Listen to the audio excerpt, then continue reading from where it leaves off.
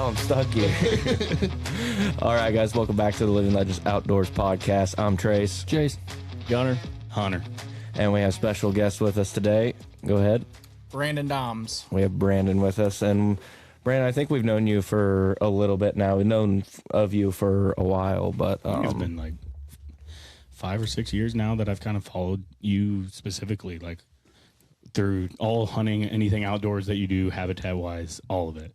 Yeah, So- I get that from quite a few people, and I'm like, time flies so fast, so you never know. But everything I do, I post. So Yeah, it's me. And like for like me, I think the first time I met you was Quest. I think I went out of the way to go talk to you that day. Down in Missouri. Down in Missouri. Yeah. I think it was like was it the first time Quest did their thing? Was that when you won it? I think the second. The second one. Yeah. And that was the second one that I went to that I actually went out of my way and actually introduced myself down there. And then after that, like I said, been following crazy amount every time you post. Like I have to watch it. And I think There's some smelling salts if you want them, I guess. I think we chatted quite a bit too at the first ISC gala as well. Yeah, right? yeah. I think we sat down there and talked. It was me and Trace and you. and a I little think bit. we'll see you again there next week, right? Yeah. We've got I can't a, believe it's here already. I know we got a full table this year, and so yeah, we'll be there. We're one of the sponsors of the event, so Heck yeah, we appreciate that. yeah, we're looking forward to it. We loved it every year. Fucking go there, and usually I'm spending way too much money buying Africa trips. The first time we were at the ISC banquet, Trace and I and girlfriends and shit, we're all sitting around, and the government tag just went for like, I think it was like that 38,000 that year. I think it was The over first 40 year was that 44, year. I think. 44. Yeah, which was the most expensive one that year. Yeah, so it went up to like 44,000. The next one, like everyone's celebrating the governor's tag. The next one was like trophy warthog and like a trophy, like I don't know what it's called, but like an antelope over in Africa. Yep. And Trace looks at me and he goes, It was an impala and a warthog, yeah, or something like that. And Trace looks at me and goes, dude, it's only at 500. Like it started at 4 and it went all the way down to like $500. And Trace goes, dude, it's at 500. No, it went to 1,000. I was like, if it hits 1,000, I'm Yeah. bidding this. And I was he- like, I don't care. You guys did buy it. Yeah, and Trace bought it. He hit 1,000.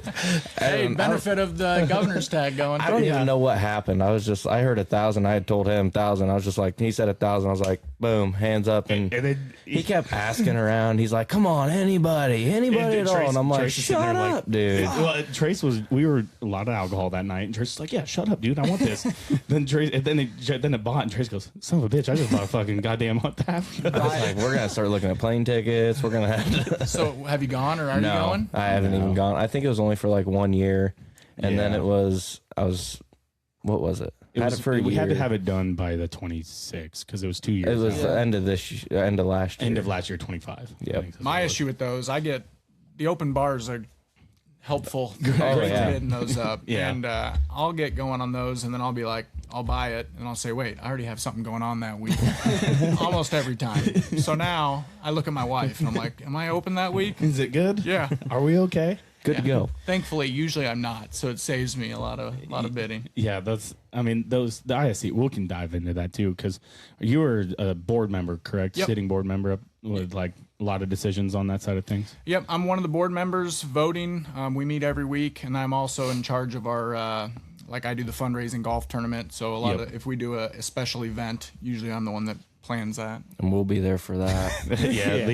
These guys, they got. I didn't even read like the 18 holes. I didn't read any. I saw bottomless beer cup, and I'm like, count me in. Sam. For golf tournaments, I mean, it sells itself. Oh, but, and it makes my job easy because I think it was 50 minutes and it's sold out. And I got an email yesterday when I was on the plane that was like, how much will it take for you to kick somebody out and get our team in? Because I'm like, I don't even want to open that can of worms. I don't even own a set of golf clubs, and I'm going. So. We had a group of, it's probably been 4 years ago, and they drove down from Minnesota, and they had the big gulps from the truck stops. Yep. They didn't even bring golf clubs. They were there for beer and raffles, and they had ropes of raffles, and they were great. I'm like, you guys come back every year to bring your cups. That's You don't even have to freaking golf. intense. Just come spend some money. Yeah. So like, I guess a lot of the big things that we can talk about too is with the ISC.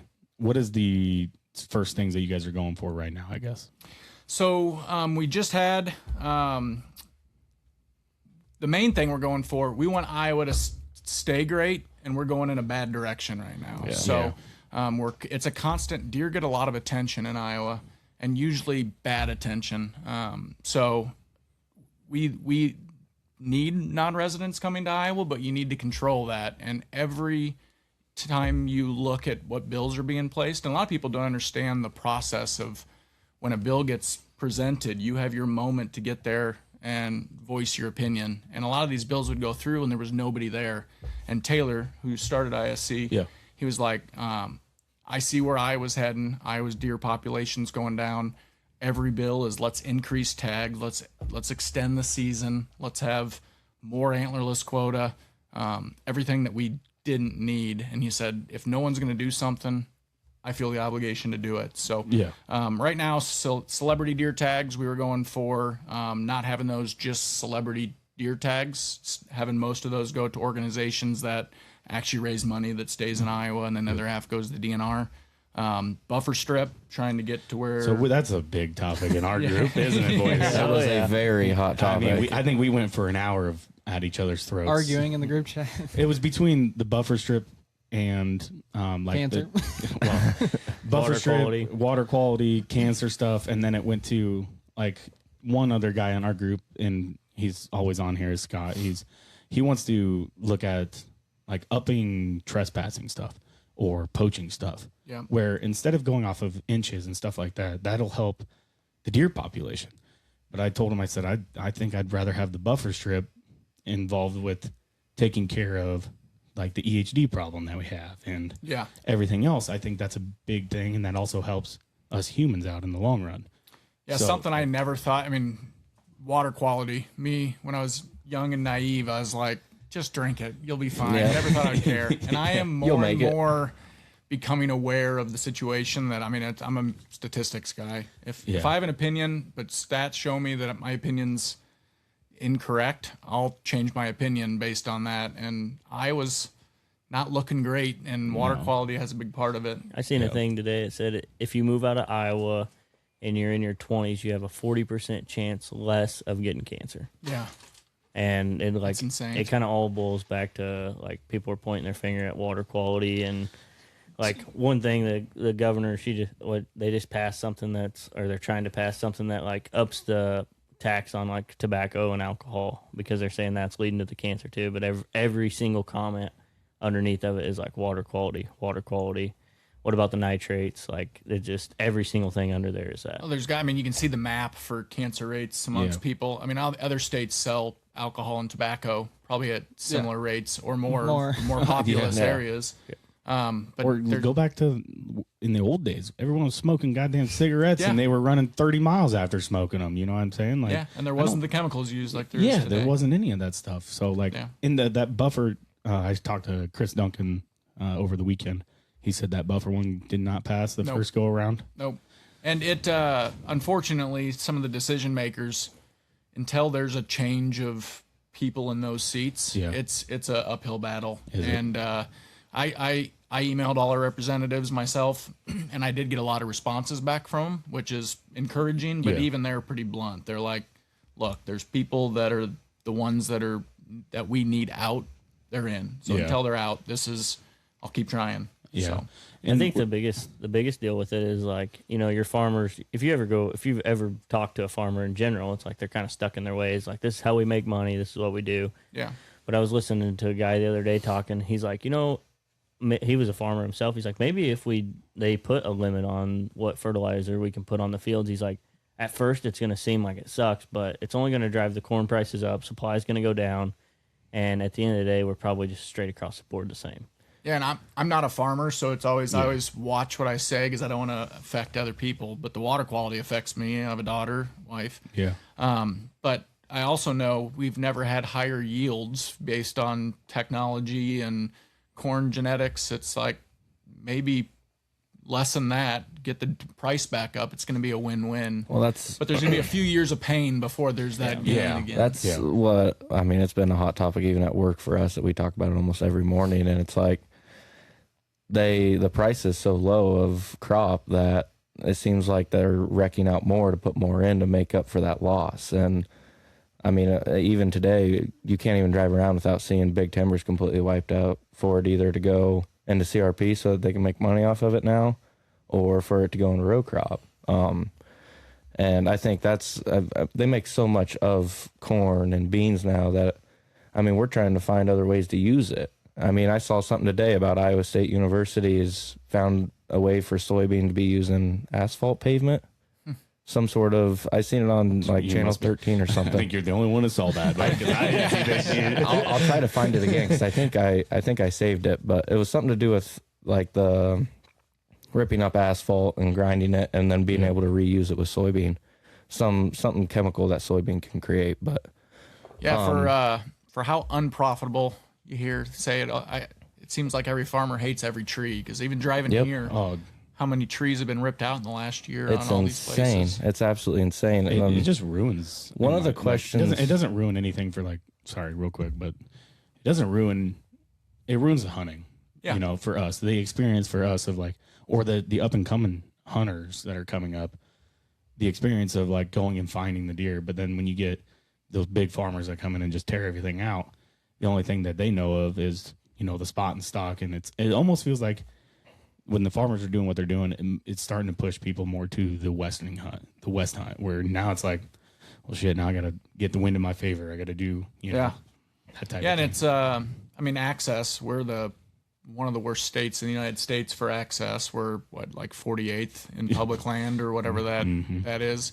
And there's sections. I'm in a few other SNAP groups, and they're in Northwest Iowa, and they were showing the like 20 years ago, 10 years ago, and this year, and there's like entire sections that's all they hunted, not a tree left. Yeah. And it sucks for the hunter, but also that's all habitat. It's all gone. So it's birds and everything. Yeah. I'm not a hunter, or I'm not a farmer, so I'm not. Taking it's on my land that I'm choosing to not make income on, but it's still. I'm not a fan. I wish there was a way we could go about it that, like, I think anything we do or anything that happens is going to affect a small guy first. Oh yeah. And like that's the one thing I'd be scared about is like if some bill did go into effect, like how's it going to affect your small farmers? Like your big farmers, they're gonna be able to soak up a loss for a year or something. But some of these small guys, they soak up a loss for 1 year, they're done. Like, yeah. So that's the scariest thing is like I want to be able to, like, if we could push a bill that would help that and also get better habitat, like if we could find a middle ground that would help both people. Yeah, and there's one. I don't think it's been introduced yet, but it's in discussions. There's a rep that's really hard on. They were going to introduce where if you file a show income tax in the state of Iowa as a non-resident, you get a tag every year, just if you file tax. And for Iowa Sportsman's Club, me absolutely, but even Iowa Sportsman's Club, we are a hard no. Yeah. Because talking about the little man. Every single piece of ground that somebody was going to be able to afford as soon as non-residents going to get tagged, there's going to be so many tax files for $1,200 a year on something just to get a tag. Yeah. Going back to the buffer strip, does that depend on what program you're in? Because on my main farm, on where my food plot is, we went in and talked to them about what we could plant, and they made us leave a 30-yard buffer strip from the creek to my food plot. So there's already some I'm in a couple programs as well that you have to.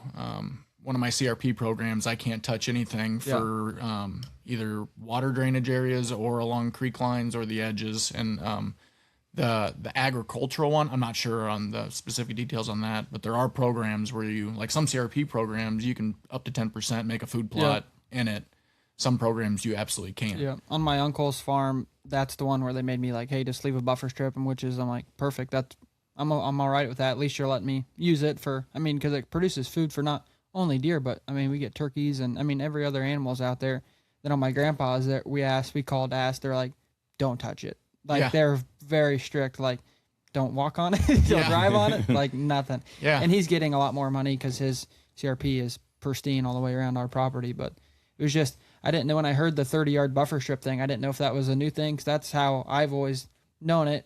From just doing my own food plots. I'm like, I thought that was. And they pay attention to that. I know they'll do aerial surveys on. I think they're starting to fly around more and like they keep an eye on it. Oh, absolutely. Good. Yeah, when I where I found that big shed years ago, and you'll see where I have like a food plot in the middle of a wide open CRP field. That's this farm, and I actually just had the forester walk out with me and walk with on X and like you hold my phone, tell me where I can put a food plot. And he was like, you can put it right here. That's where it's going to go.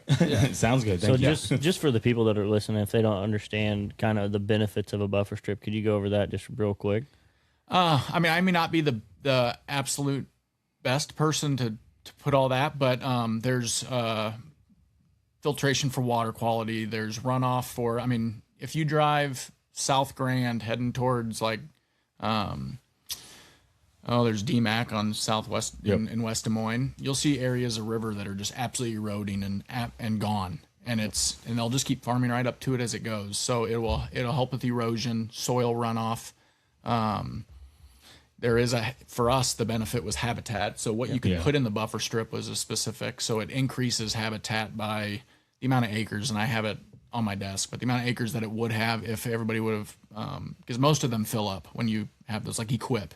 A lot of counties max out Equip. There are some counties, they have all these pools of money that nobody uses the Equip. So habitat, soil runoff, filtration, less agricultural. I mean, everything they can do to less. They need more CRP. Depends on what administration's in office, whether they like payments for CRP or not. And there's countless more, but I'm certainly not an expert on everything that goes into that. Even tearing out a fence row, people don't realize how much it takes away from habitat, like kind of what Chris did, and seeing the pheasants and quail. You take out one fence row, you're getting rid of so much habitat just from that. Yeah, and I haven't read every bill that could be coming up, but I know there's one that is geared around road hunting with fence rows and everything as well that will clear, because there's a lot of gray area on We're around busting. That's like an Olympic sport around here. Yeah, it really is. And that's what, like, the one, I don't know why we're throwing shit now, but one of the things that I wanted to bring up, that I was trying to bring up earlier real quick, and one thing that I think doesn't help either, and I see a lot more of it going in, especially down around here, a lot of it, and that's tile. I see field tile getting shoved in left and right around here. And I also think maybe that has quite a bit to do with, water quality, because, in my opinion, you're rushing the water out just as fast as if you were just to plant the entire top of it and not put any tile in. We've had farms down here that we can get 4 inches of rain, and if it just gets a little bit of sun, there you can drive on it. I've seen some stuff that hasn't probably been farmed in probably 20 years, to where now they just shove tile on it, and now they're farming this entire hillside that's a 20-foot incline, and it's like, holy crap. Like, what the fuck's going on? It makes sense. I don't know if that... And that was just kind of like one of my thoughts that I had. I was like, the amount of tile that gets shoved into the ground around here is insane. Everywhere. I have a few friends that own tiling businesses, and they do well. Oh, yeah. Oh, yeah. We were also, when we were talking in our chat the other day, when we had our heated discussion, it was like, how much does that raise the water level, like, say, for EHD or, like, the midges, like, it raises the water level so fast because it's draining off so quick. And then next thing you know, it's dry, and then now you just got this big mud bed that's just breeding grounds for all these bugs. So, like, how much is that actually affecting with the diseases and stuff is kind of one thing that we were kind of hitting on. I know nature goes in waves, so but it does seem like our Iowa seasons have been more condensed and severe. So it's like, instead of, I remember growing up, there would just be a wet season where it was just lots of rains. Haven't seen the sun in 3 damn days. Now it seems like every other rain is like, we got 2 inches yesterday, and then it's dry for the next 47 days, and we got 2 inches. So I feel like there's so much extremes with water. And plus, there's a lot more watering holes. People are putting in ponds. Deer was, we're nowhere near what it used to be for deer population. And sometimes EHD's not a terrible thing when it thinned out areas. Some of the best hunting I ever had was in 2012 after the bad the first case of it. Yep. And it was phenomenal. But when we get, those back-to-back years down here, plus antlerless late season, plus, everybody still filled their tags, it's like you're always on the teeter, and we just happen to go on the wrong side of it. And there's Iowa has not been good at being reactive. It's just business as usual. And so that's been a topic. And the tough thing for ISC, you're going to, like any politician, I deal with both with ISC and also in business with my business. I go out to DC quite a bit and work with legislators and congressional members, and they tell you like every decision we make, about 51% of people are gonna be pretty freaking pissed about it. Oh yeah. Yeah. But you can't please everybody. No, but you have to do it with and not every member does it with truly the best thought. But most of the time, it's all right. What is I truly think the best? And a lot of times they'll listen to the constituents. If the constituents aren't screaming on Facebook, it's not usually where they look for advice. Yeah, probably not. But Iowa has just not done a good job. Jace, our state biologist, we got so lucky to. Oh, yeah. Yeah. Wow, I didn't know you were a state biologist, dude. Side job. Close second. We're lucky to have him. He's a common sense guy, gets it. Also, he gets it from both the farmer perspective and the hunter. So I think that makes it relatable for people to actually listen to him Yeah. versus like only one way. But when we're going, backing bills, or even like we've talked about, let's get on the offensive and write a few. Yeah. You got to be cognizant of who is this going to affect, because you can't piss everybody off right away and, and lose your base. You gotta play politics with the big picture in mind of what's going to benefit. And so some of these that we've been seeing, they're important. They're not absolute needle movers for making Iowa better for deer, but they're also, we've been on defense a lot. Farm Bureau's got a well-paid lobbyist that is down at the Capitol all the time, and they were talking about like Iowa Sportsman's Club is known with Farm Bureau at this point, and that's good. We're making we're making a difference, but if we stop, they'll take a mile. So it's I didn't realize how much insurance companies were big on that until Chris was in here talking to us about it. Deer. That's crazy. Yeah. Well, that's probably that's their biggest money. I mean, they spend their most money on hitting deer. Hitting deer and crop insurance. Especially around here. Why I kind of laughed was because one of our guys, he's like, he didn't want us to really bring it up on the podcast. He's like, I think we're going to piss off farmers if we bring up the cancer talk and spraying the fields and doing all the tiles. Like, at the same time, you're not going to please everyone, like you said. Like, no matter what you do, someone's going to be mad at you. And I said back to him was, like, we're not really targeting the farmers for it. Like, they're doing what they need to do to get paid and make money. They're doing what they're allowed to do. And allowed to do. Yeah. It's not. I mean, it's not necessarily their fault, in my opinion. I think I disconnected. It said. No, you're still on there. Oh no, okay. He is showing 0%. Oh, now he's back. Oh, or playing. I can't figure it out. I'll figure this out and I'll keep talking. But it's like we're at some point you just got to be an adult in the room. Yeah. Yep. And I absolutely appreciate, respect. Farmers are needed, and just like law enforcement and military and first responders and all that. Like, but there are topics you can talk about that aren't always like whatever you say. I have to fall in line with you. Like, let's be common sense, and I appreciate you. Let's fix some stuff. Yeah. And that's pretty much like what I was saying to him was like,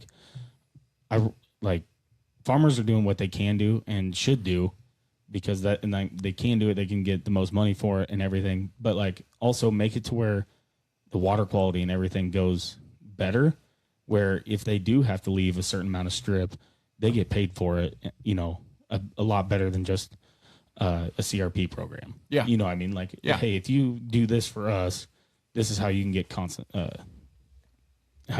your money back. Yeah. Compensated for it type thing. So then it's a win-win for everybody, where the habitat guys like us at the ISC and everything like that, it goes to where we're happy and it helps the farmers out in the long run. Yeah, I think like a lot of things, you're not going to get it right on the first try. Yeah. And it's going to take a few revisions. And the whole point is to stay engaged, so everybody's like, all right, we're close.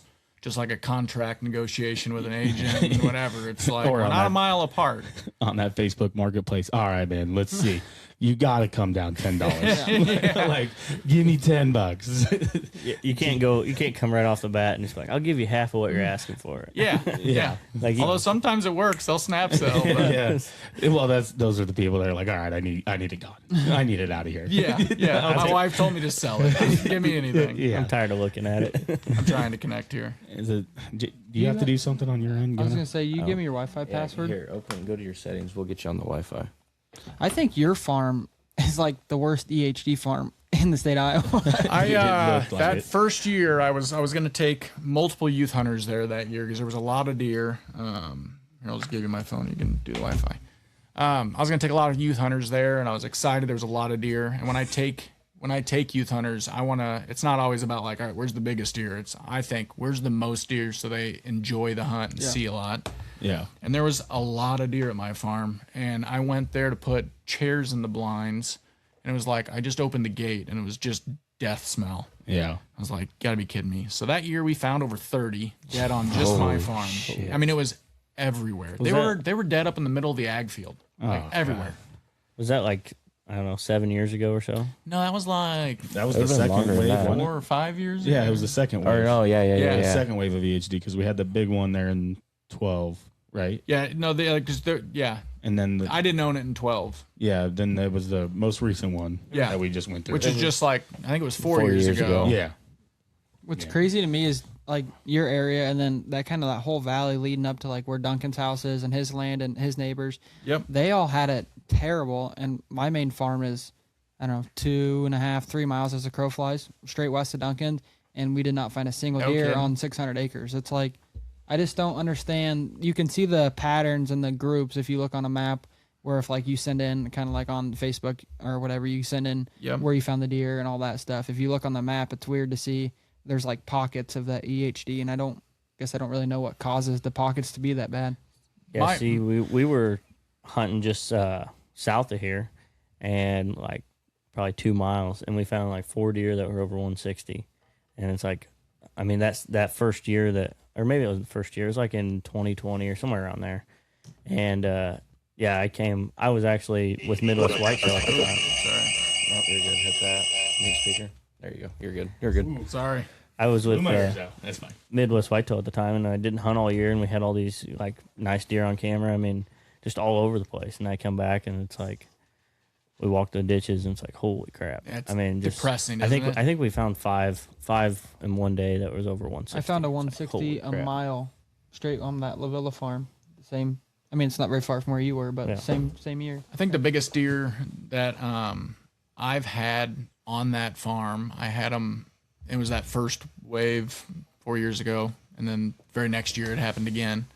I'm hearing something in the background. But I had an absolute giant, like all of July, all of August, huge, and then he disappeared like right before youth season, and he got found dead. It would have been straight south of me, like a mile, and he was over 2, and then it was just started rolling. Jeez. Every good deer that we passed, I had a video with my daughter where it was like big 4-year-old, big 4-year-old, big 4-year-old out in the field. We found all of them dead too. It's just like, It seemed, for some reason, it seemed like it only affected the like more mature bucks. Yeah. Like the little bucks, and the does and stuff. Like we found a couple does, but not near as many as like we found the bucks. It's so weird too. yeah, I think of the bucks I found when it was like 30-something deer, I found a lot of does. Obviously, if you find 30 deer, but almost all of them would have been shooters that year. And then another buddy of mine, he sold his farms, but he had a few miles as the crow flies. He found nothing but big deer dead on his farm too. And so It's just weird. I think everything about that's weird.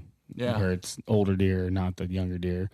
But I've read a thing too that if like a doe or an older or a younger buck or something around there had it, but then passed it, now they can't get it anymore type thing. Like, how do we go from, like, do we just inject all, like, give all these deer EHD and see which ones live? So then we can. I had another, and like, there's no science that backs this, and it may be.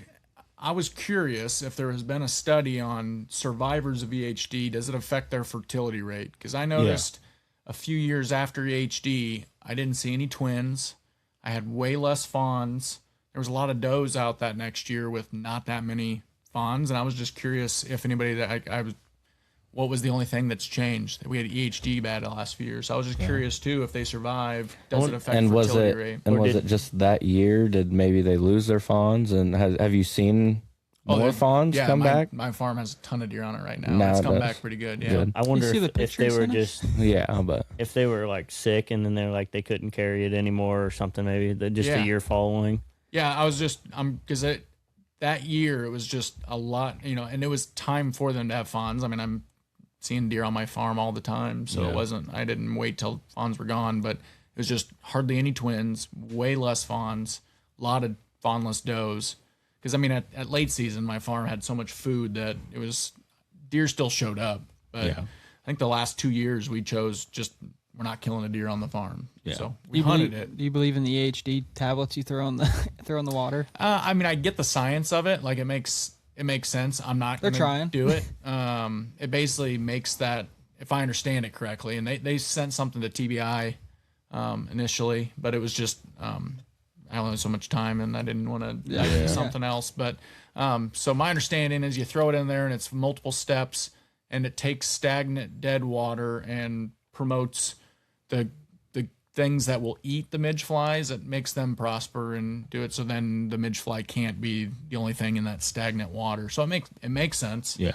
I don't know and I know like some other big names in the industry has been, ivermectin and garlic and all of these things. And they say in their area, and they literally have a whole section to themselves that but they also have really good other practices. So I don't know if it's actually that doing or that. All the other, because they, endless budget for what they can do for doing it. So, and I think one thing too that I've seen a lot of is that people will just go kind of dig a little hole for like a little watering hole.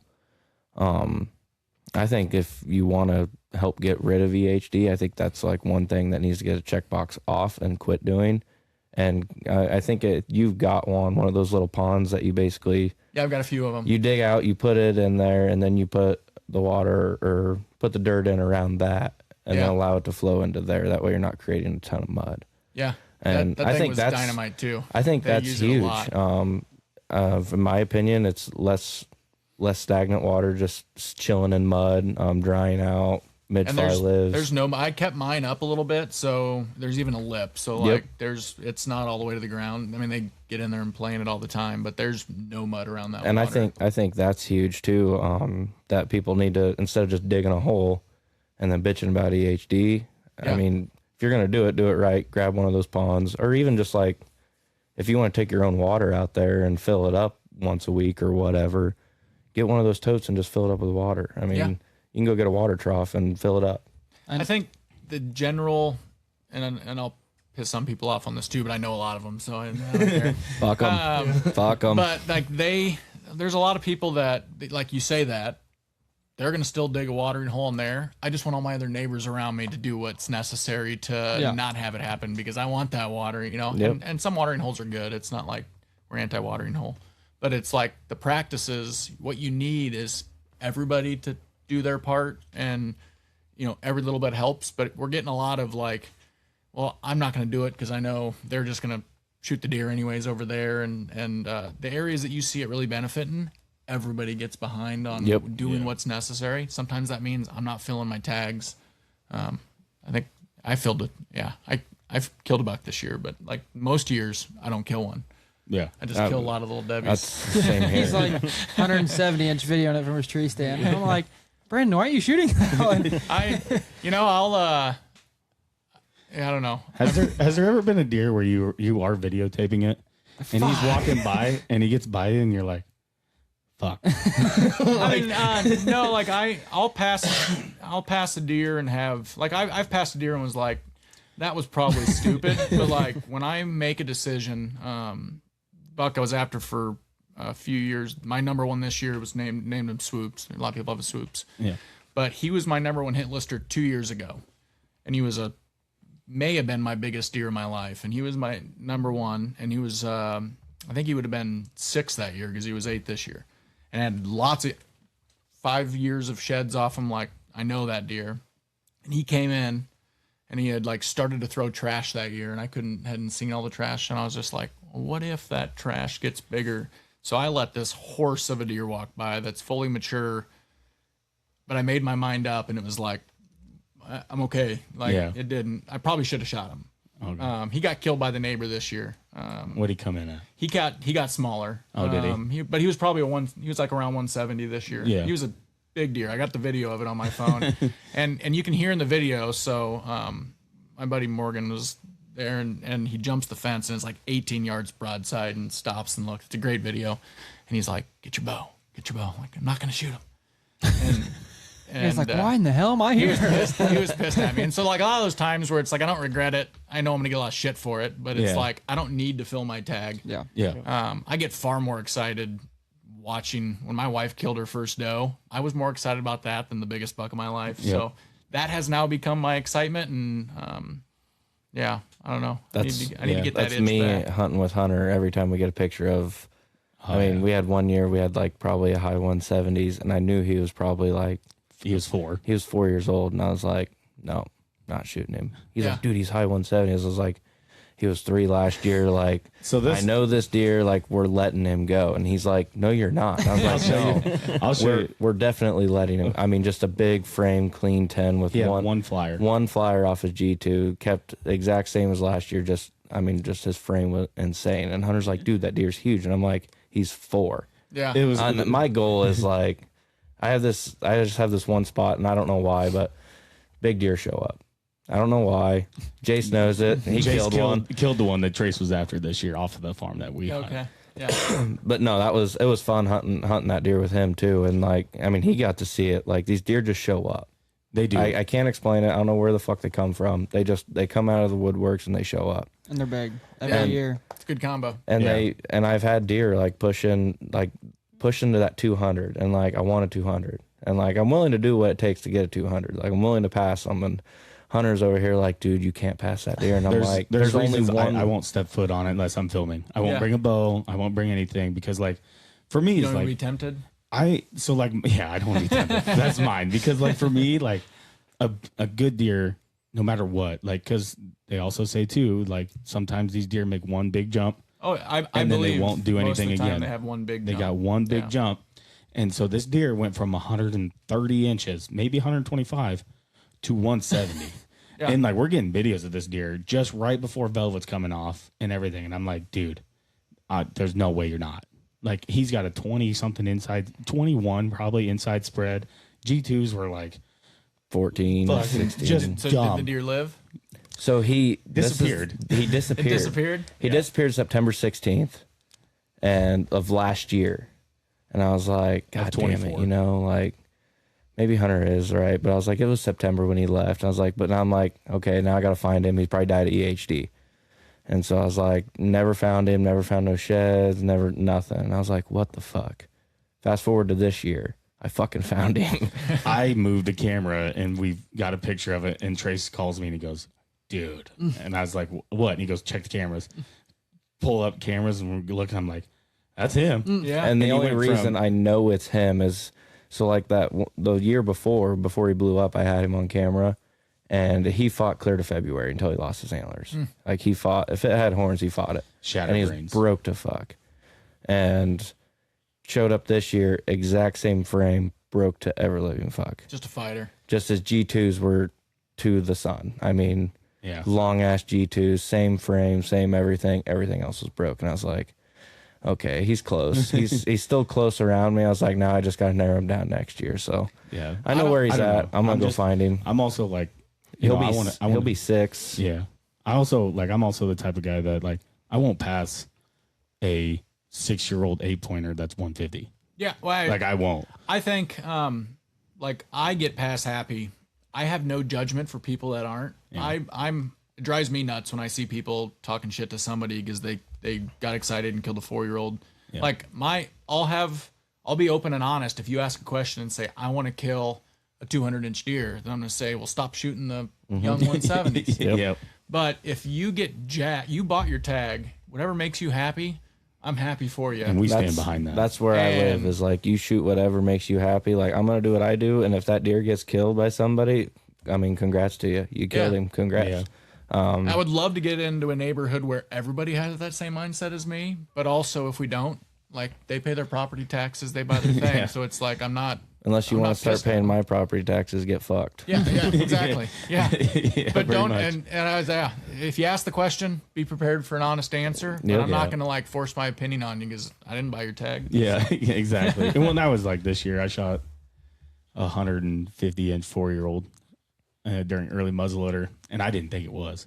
We had one picture of a big 10-pointer in there, big body, 160-inch 10, and went in there with my uncle, and I said, "There's this deer and this deer." And that's what we're in here for. We're sitting there, and all of a sudden, sitting in a bean field, beans are up to our eyes, can't barely see anything. All of a sudden, my uncle hits me. He's like, right back behind us. And I turn around and look, and I was like, pull up my binos. First thing I see is just big fours, big everything. And I was like, that's him. That's him. And so I get on him, shoot him. We get everybody out there. Jesus. And one of the guys comes in to help us drag the deer out and everything. And he goes, is it this deer? And I was like, no, dude, it's this one. He's like, that's a hammer. Can't wait to see it. We ended up finding mine, and I was like, well, turns out it is the one she showed me. And he's like, I thought it was.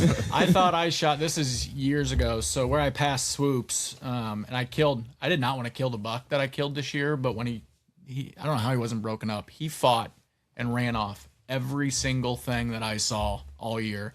And he's just a lopsided turd, and he just, if a deer came around, ears pinned back. I remember I was in the stand, and he had just come through, and one time I had saw swoops, and he ran swoops off. And I was like, if he comes by me one more time, I'm fucking shooting this type of deer. Yeah. And it was like 90 seconds later. It's like the sun popped out, and there he was. And I'm like, God damn it. and then I shoot him, and I thought I 10-ringed him. And the blood was insane. And he ended up getting jumped that night by coyotes because I assume that's what happened. There was a bloody coyote print in one of the beds. And he went, I tracked and tracked and tracked, and I could not find that thing. I grid searched. I had to spend 5 straight hours grid searching the CRP, just pissed.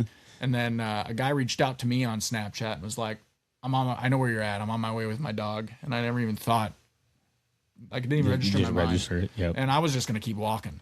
And it turns out there wasn't, I would have eventually found it. It'd probably been the next day, but anyway, yeah. I did not want to shoot that deer, but I don't know if it's just me, but my dad's always told me this, and I mean, it's just an opinion, but I feel like our farm has seen some truth behind it.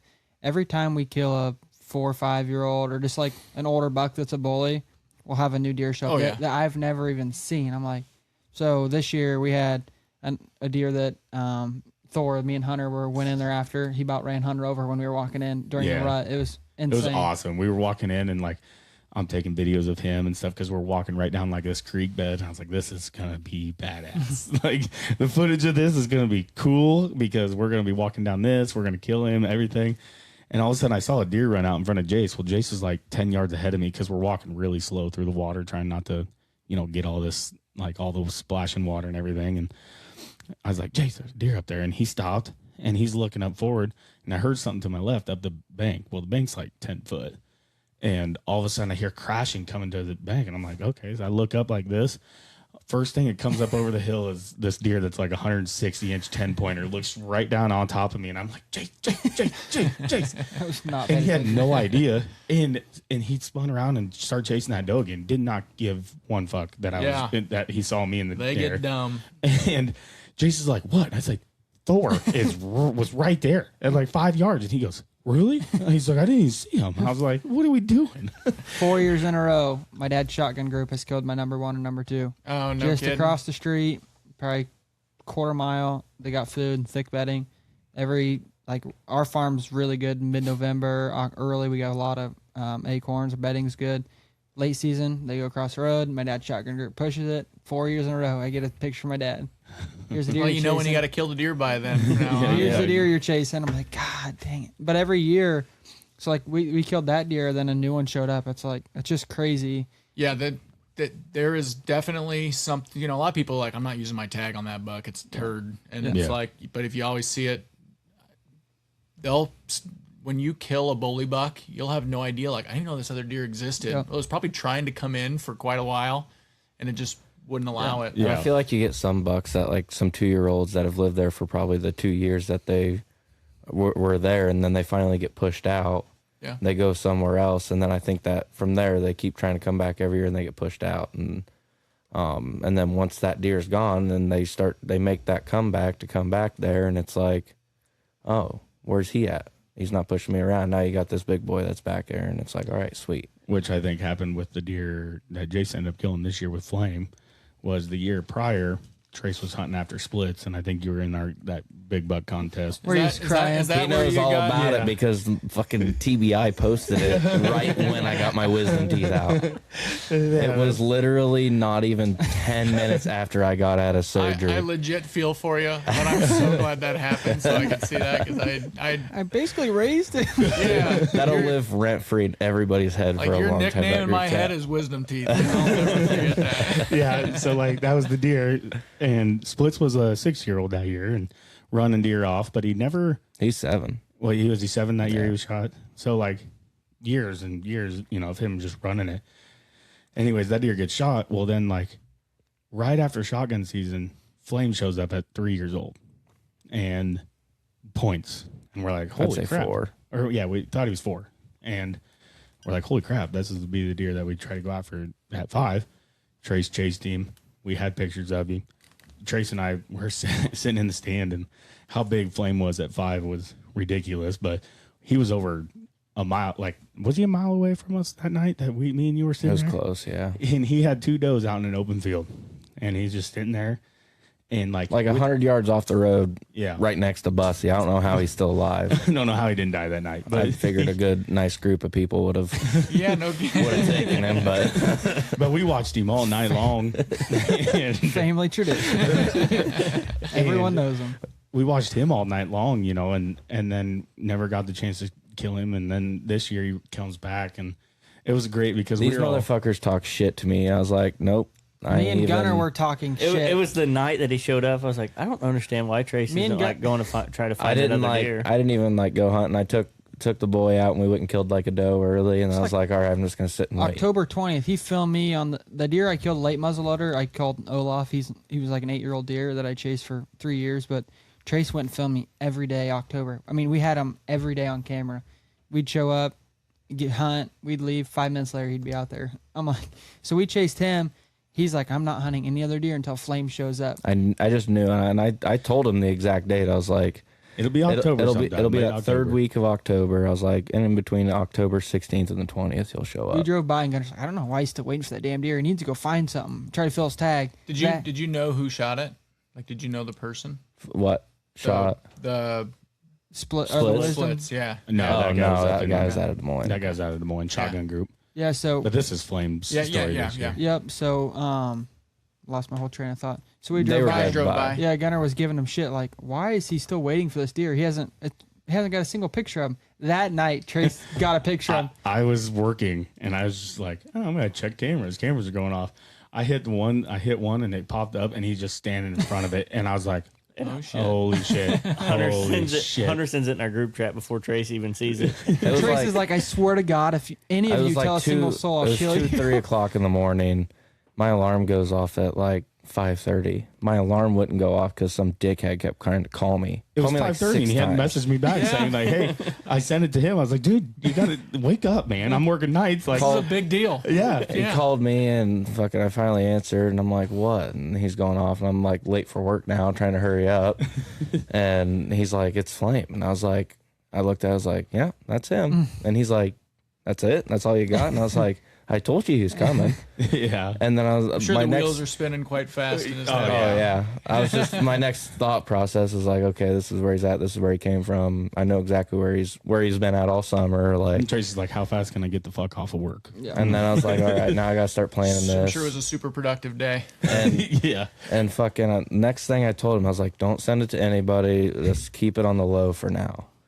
He's like, too late. I sent it into the group I'm of like, 5. I'm like, what? And he's like, I sent it in the group chat. And I was like, God damn it. I just wanted to enjoy it for a little bit. I wanted to try to think of how I was going to do this. Not tell the neighbor Jays. Not, well, were you my neighbor yet? I had didn't it. know. Yeah, I got it in August. But I was just like, I want to process this, figure some shit out. And, Yeah. And he had already fucking sent it. I was like, okay, well. And then I got in that group chat. I'm like, you guys fucking send this to anybody, I'll kill you. And then you look and it's screenshotted. Gunner by me. screenshot Gun it. screenshot it, and I was like, you fucking delete that screenshot or I'll come to your house right So I now. didn't. obviously didn't know you guys as much then, but it'd been hilarious if you'd been like, all right, quickly make a fake TBI Facebook post, and That the deer's dead. Be like, hey, does anybody around Bussy know this deer? And post it. Well, after he got shot, some girl's like, yeah, I seen him on the road driving to work. And we're like, oh, God. Yeah. My farm was like, was it, I don't know, quarter mile? Not Eight? even Yeah, like my farm was right down the road 200 yards from the corner. 200 yards as the crow flies. Yeah. from his, and he was coming through flame. I got a picture of him, and then I'm like I called Trace, I'm like, if you don't want me to hunt this deer, he's on your farm every night. I'm like, I got another deer I can hunt. I'll let you have it.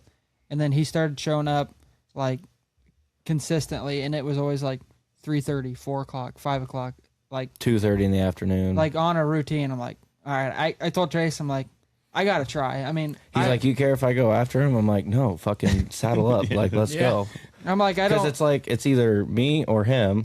We're batting for the same team here. So it's like, it's me and you, or it's this neighbor, this neighbor, this neighbor. So it's like, yeah, get your ass in there. Like, And where he was, it wouldn't be like anything for somebody to drive by and shoot him out the window. no. No, he And was- it was Odds are that's likely What was what's likely gonna gonna happen. Yeah. And like, but it was perfect for us because this deer spent majority of his time on him or on me. Like, that's just how it worked. And so it worked out perfect for us. And the other properties were mainly just passerby through. And So was that your first time going after him? I sat for him 4 times. Okay. I sat with Gunner, 20 yards from where he ended up literally dying in the field. Seen some deer, no luck. I took Sam, who's in our group chat, that took him with me. He's from Wisconsin, and he had a good year last year, first year ever here, and he wanted to go sit with me. We're getting to the stand. It's like that 3 o'clock, so I was going after work. We got in at like probably just after 3:15 probably, and climb up. We're new hang and hunt, bosun saddles, trying to get him to set up a camera. I mean, going through everything. What'd he say? How do you zoom? He's like, I don't even. No, that was after, but we're getting set up and like just got the camera on the arm and like just leaning back. I see something. I look, it's Flame. He's at 27 yards, just fucking Right at you? staring at us in the tree. Yeah. I'm like, don't fucking move. And so he stops, and then he just turns and trots. I'm like, just instantly depressed. I'm like, grab the camera, get the hell down. We had his wind, and there's like a little terrace. We snuck all the way down, got on the ground with my bow. I've always wanted to kill a deer on the ground with my bow. Yeah. Get on the ground. Sat there for probably. I text Trace. I'm like, dude, we just spooked him. I'm like, we're kind of working our way out, but I'm waiting on the ground. He walks out at like 15 yards on the ground, and I'm just sitting there like, tell Sam not to move, and he whispers, like, how do you zoom? I'm like, oh, fuck. This is not good timing. I mean, this deer's 15 yards, and I didn't have face paint, face mask, and we're sitting on the ground. I'm like, I'm in a bush, but like my face is bright-ass white, and it's like the leaves are kind of falling, and he just has his head down, and he slowly just turns and pins me, and he just turns and walks back the other way, and I'm like, that's it. We're leaving. I'm not even going to risk taking another time. Then me and Gunner sat one more time, and then I got off work at 3 o'clock and got in the stand by, I think, 3:30, and I killed him at 3:33. I was in the stand for like 3 minutes or less. Got hooked Good up. way to do it. Got hooked up. Grabbed my face paint in my pockets. I'm like, I'm not doing that again. Not getting pinned. And I didn't even, literally was going to put it up to my face, and I heard something, and I looked, and I think the best thing is if you would have just got like one mark. And it's sharp. Yeah. he walked down the trail at 20 yards. It was crazy. It was perfect. Yeah. Yeah. That's a hell of a deer. And it happened like so me and Gunner joined a year ago today, actually. Yeah. Joined these guys, and like, it's kind of my buddy was giving me crap because he's like, do you feel like, because I mean, we got some deals and we're getting some bows and doing some partnerships now, and it's like, I didn't really feel the pressure or the stress, but like the way everything unfolded out this year, it couldn't have happened any better. Like, we had some good things on our side, killing some good deer, so it was kind of relieved when I shot that deer, even just like we got a freaking stud on the ground. Maybe some guys Contributed. guys can Get some more actually, eyes on it. because I mean, we're 5 idiots from Bussy that like nobody knows, so it's Hey, everybody's an idiot from somewhere until they make it. And then they're just an idiot that's known. I FaceTimed the vice president of Elite, Paul. Me and him, we talk all the time. That's FaceTimed him, and he was like more excited than anybody. It was a cool experience. We shared it with so many people. And after we took him to my dad's shop, there was 25, 30 people The best standing part, around. the best part about it, we had like 30 people in his dad's garage Dad was on vacation. My dad's like my biggest supporter. I mean, he can see all my cameras. He used to bow hunt and then just kind of got sick of it, and he'll go and shotgun hunt with group. He hasn't shot his gun in like 2 years. He just likes going. Yeah, the camaraderie and like he is 100% on anything I do. He's like wanting to know what's going on. And I FaceTimed right after I shot him, and he was like almost in tears. He was like, that's awesome. And he's in Chicago on a trip. I'm like, and then he gets back from his trip, and all of his beer was drank. I don't know who would have done that. Yeah. Well, you aren't old enough, right? So, yeah. He's like, them bastards drank all my beer. I'm like, yeah, there's like 30 people in your garage. Yeah. Go ahead. I was just rolling right into the next question I was going to ask you.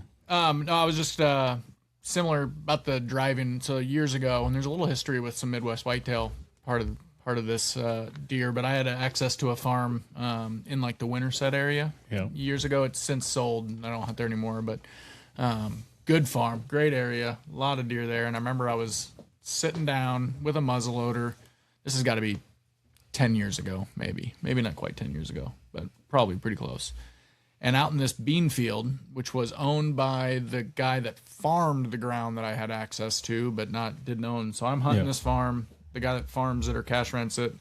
And it's the first time ever I was confident in saying, like, there's a 200-inch typical deer out in front of me. And that obviously is normally fallacy.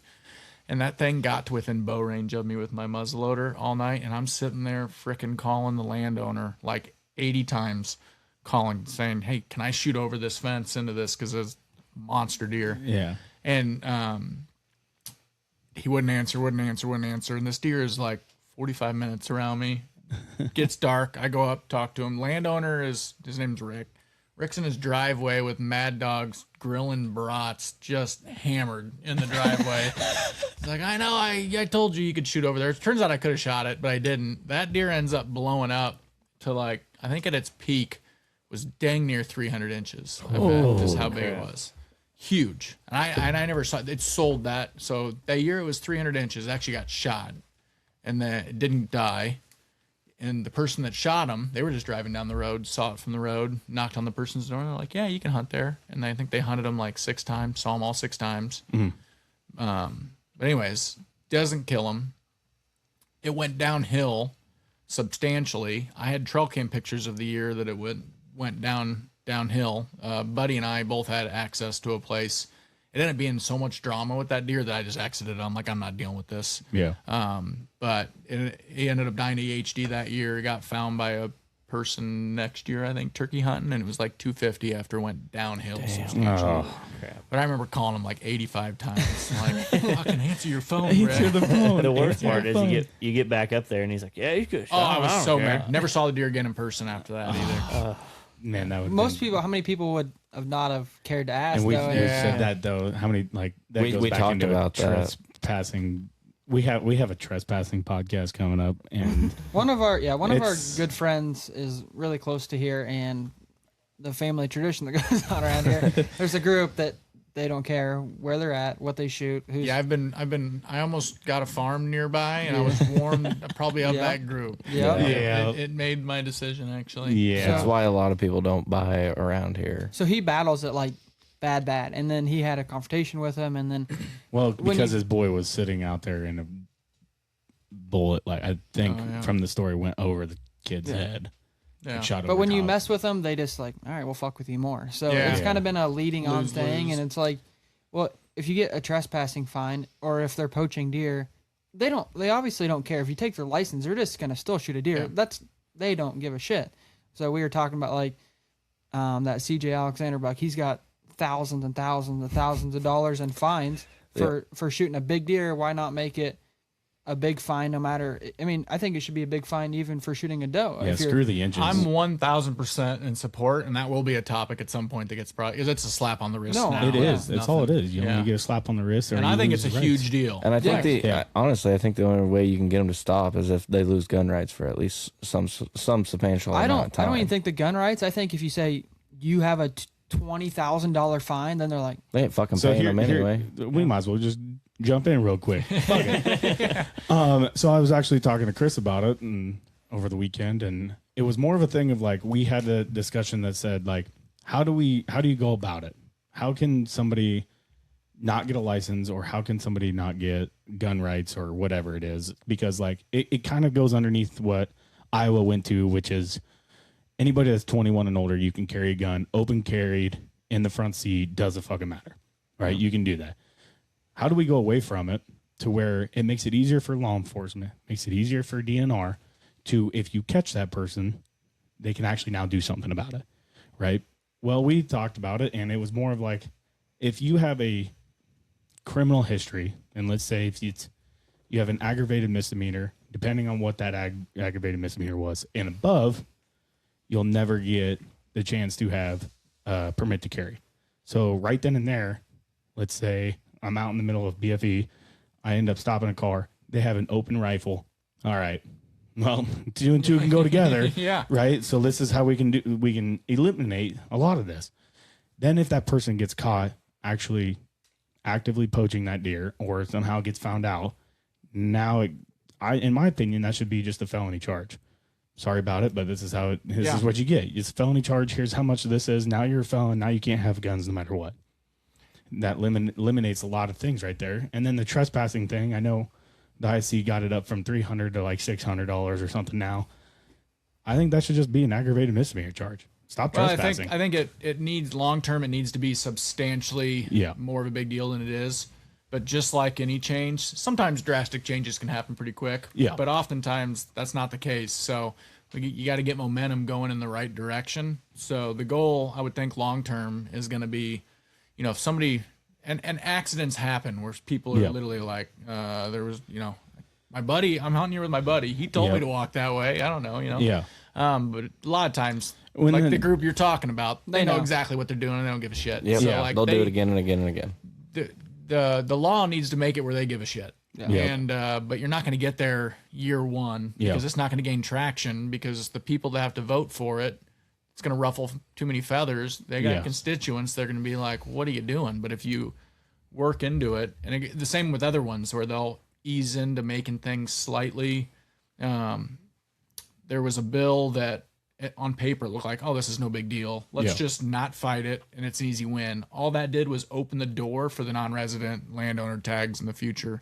And thankfully, we have an awesome lobbyist in our corner, and he was like, this is a no. This is why. I'm like, you're smarter than me. I'm glad you said that. I'm glad you said that. Well, yeah, people pay attention when you have dramatic change, but if you slowly try to work it in, then they're like, oh, well, they don't see it as often. But if you come in like, hey, this is it, and then they're like, whoa, wait, we're going to actually say something about that. Yeah. And if you're asking for dramatic change all the time, they're not going to take you seriously. So it's like, look, here's the roadmap. This is where I want to get to, but here's like, exactly. Let's work on this. Yeah. So, but I agree. It should be. If Something I walked down the road change. and walked in your front door and took a beer out of your fridge, I'd expect you to whoop my ass probably, because I shouldn't be there. Right? Exactly. Same should happen on land. The same thing should be happening. You're paying for your property tax to do whatever you want on your ground. Then somebody comes in and takes what is yours. Not only that, you just spent $640,000 of your life savings, and some people just take advantage of it. Yeah. I'm seeing it. I see on some trespassing posts on Iowa Bow Hunters or wherever. And I see the common thing of like, they're just looking for antlers. Yeah, I've seen that. Yeah. And it's like, I don't care if they're looking for a 4-leaf clover. It's my 4-leaf clover. Like, I'm buying this. And also, the antlers is my favorite part almost. Exactly. So it's like, stay away. Pay my fucking property taxes and the land payment every month, and then you can go on. It's a principle. Yeah. I don't just go chill in their house and just watch TV. And I'm just watching TV. Yeah. It's not a big deal. By the way, what's your Netflix password? Some of the family tradition around here. I don't want to go in their fucking house. Just looking for sheds. Exactly. I don't know. Like, it's just a big topic for us, because, and like another one that is kind of irritating for like people that are going out and asking permission to hunt. Some of these people asked one time 20 years ago. Yeah. Never asked again. But then it's like, well, I've had permission for 20 years. I call the guy up standing in front of him, and they're like, no, he hasn't asked in 20 years. And it's like, then I look at him like, okay, well, now you got like 2 options. You can just get the fuck off, or I'll just call somebody to get you off. Yeah. And that's one thing that pisses me off a lot too, is people that think that you ask one time, now you get it. Oh yeah. It's a common, or they may know like land changed hands, but they'll play you can get the ignorant card once, they think. Like, well, when I get caught, I'll say something. A lot of I've hunted since I was like 12. Yeah. I still every year talk to them. Yep. And I'm practically family. I was just a pallbearer and the third time for that family, and I still talk to them every year because it's what you do. It's what you need to You never do. know what happens that you don't know about. I mean, shit happens every day that we don't find out about. And it's like that farm could change hands, or their grandson could start hunting and they might not let you on it anymore. One of those farms I've hunted for years, there was some family drama this year, and I ended up backing up and not hunting anymore. It's just like, it's just not worth it. And they're the type of guys that were just going to make your life hell. Yep. The landowner, she's awesome, loves me, likes me more than the person that was raised in hell and even got on their case. Yeah. But it was, we were hunting this year, and I've been there a lot of years. So it's like, but there was a big deer around this year. So, of course, now they own it. Yep. And, big deer make people fucking crazy. it's nuts. And so my daughter, my wife, and my wife ended up shooting a doe. But like every time we were at this farm, this truck would just barrel around. And sounds like when Trace was hunting flame, and then after I shot my big one, and so Paige shoots this doe, this truck comes plowing into that farm that I have access to. Matter of fact, I just had dinner with Grandma like a few nights ago. Yeah. And just sits up on the hill and watches us. And it's the point where like my wife and they're with me. They're getting uncomfortable, and I'm like, I'm getting hot, but also I'm not going to do any poor choices because I have my child and my wife with me. Yeah. And the second my truck door, so I said, you guys start packing up. I'm going to go get my truck. So I walk clear down. The second my lights turn on from my truck, that sucker barrels out, and I can hear him hauling around on the highway. And he comes in, and he just sits at the entrance of the field waiting for us to leave. At that point, my wife's very uncomfortable. My 6-year-old daughter's like, what's going on? Doesn't like it. And I'm like, it should not be fun. They didn't even want to get a picture with her doe because she was like, I just want to get out of here. Yeah. So I was hot. Thankfully they were with me because I would have had an altercation, I'm sure. I fucking hate that shit. Dude, I just, that's the shit that's annoying. Yeah.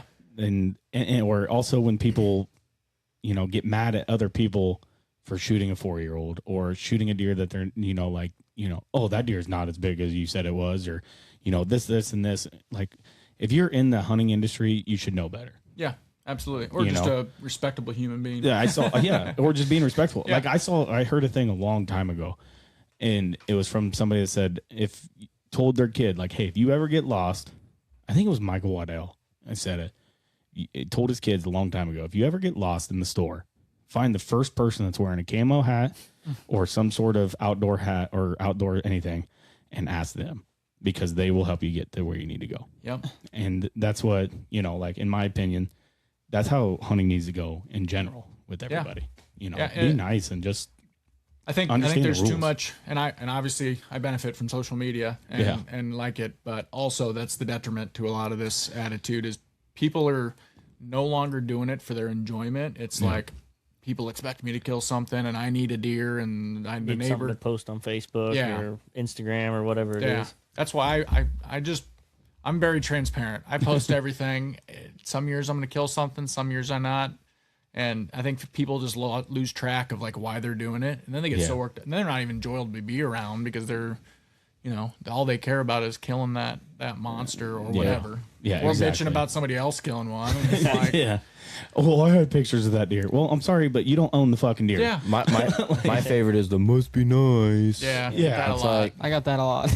It used to, but now I just say it's great. Love it. It's fucking Thanks. love it. Fantastic. Thank you. The best thing is Jason like, oh, it must be nice to pay $30,000 to kill that deer. Yeah. And Trace- Every big deer is always high fence, high fence. No. Fucking house don't even cost $30,000.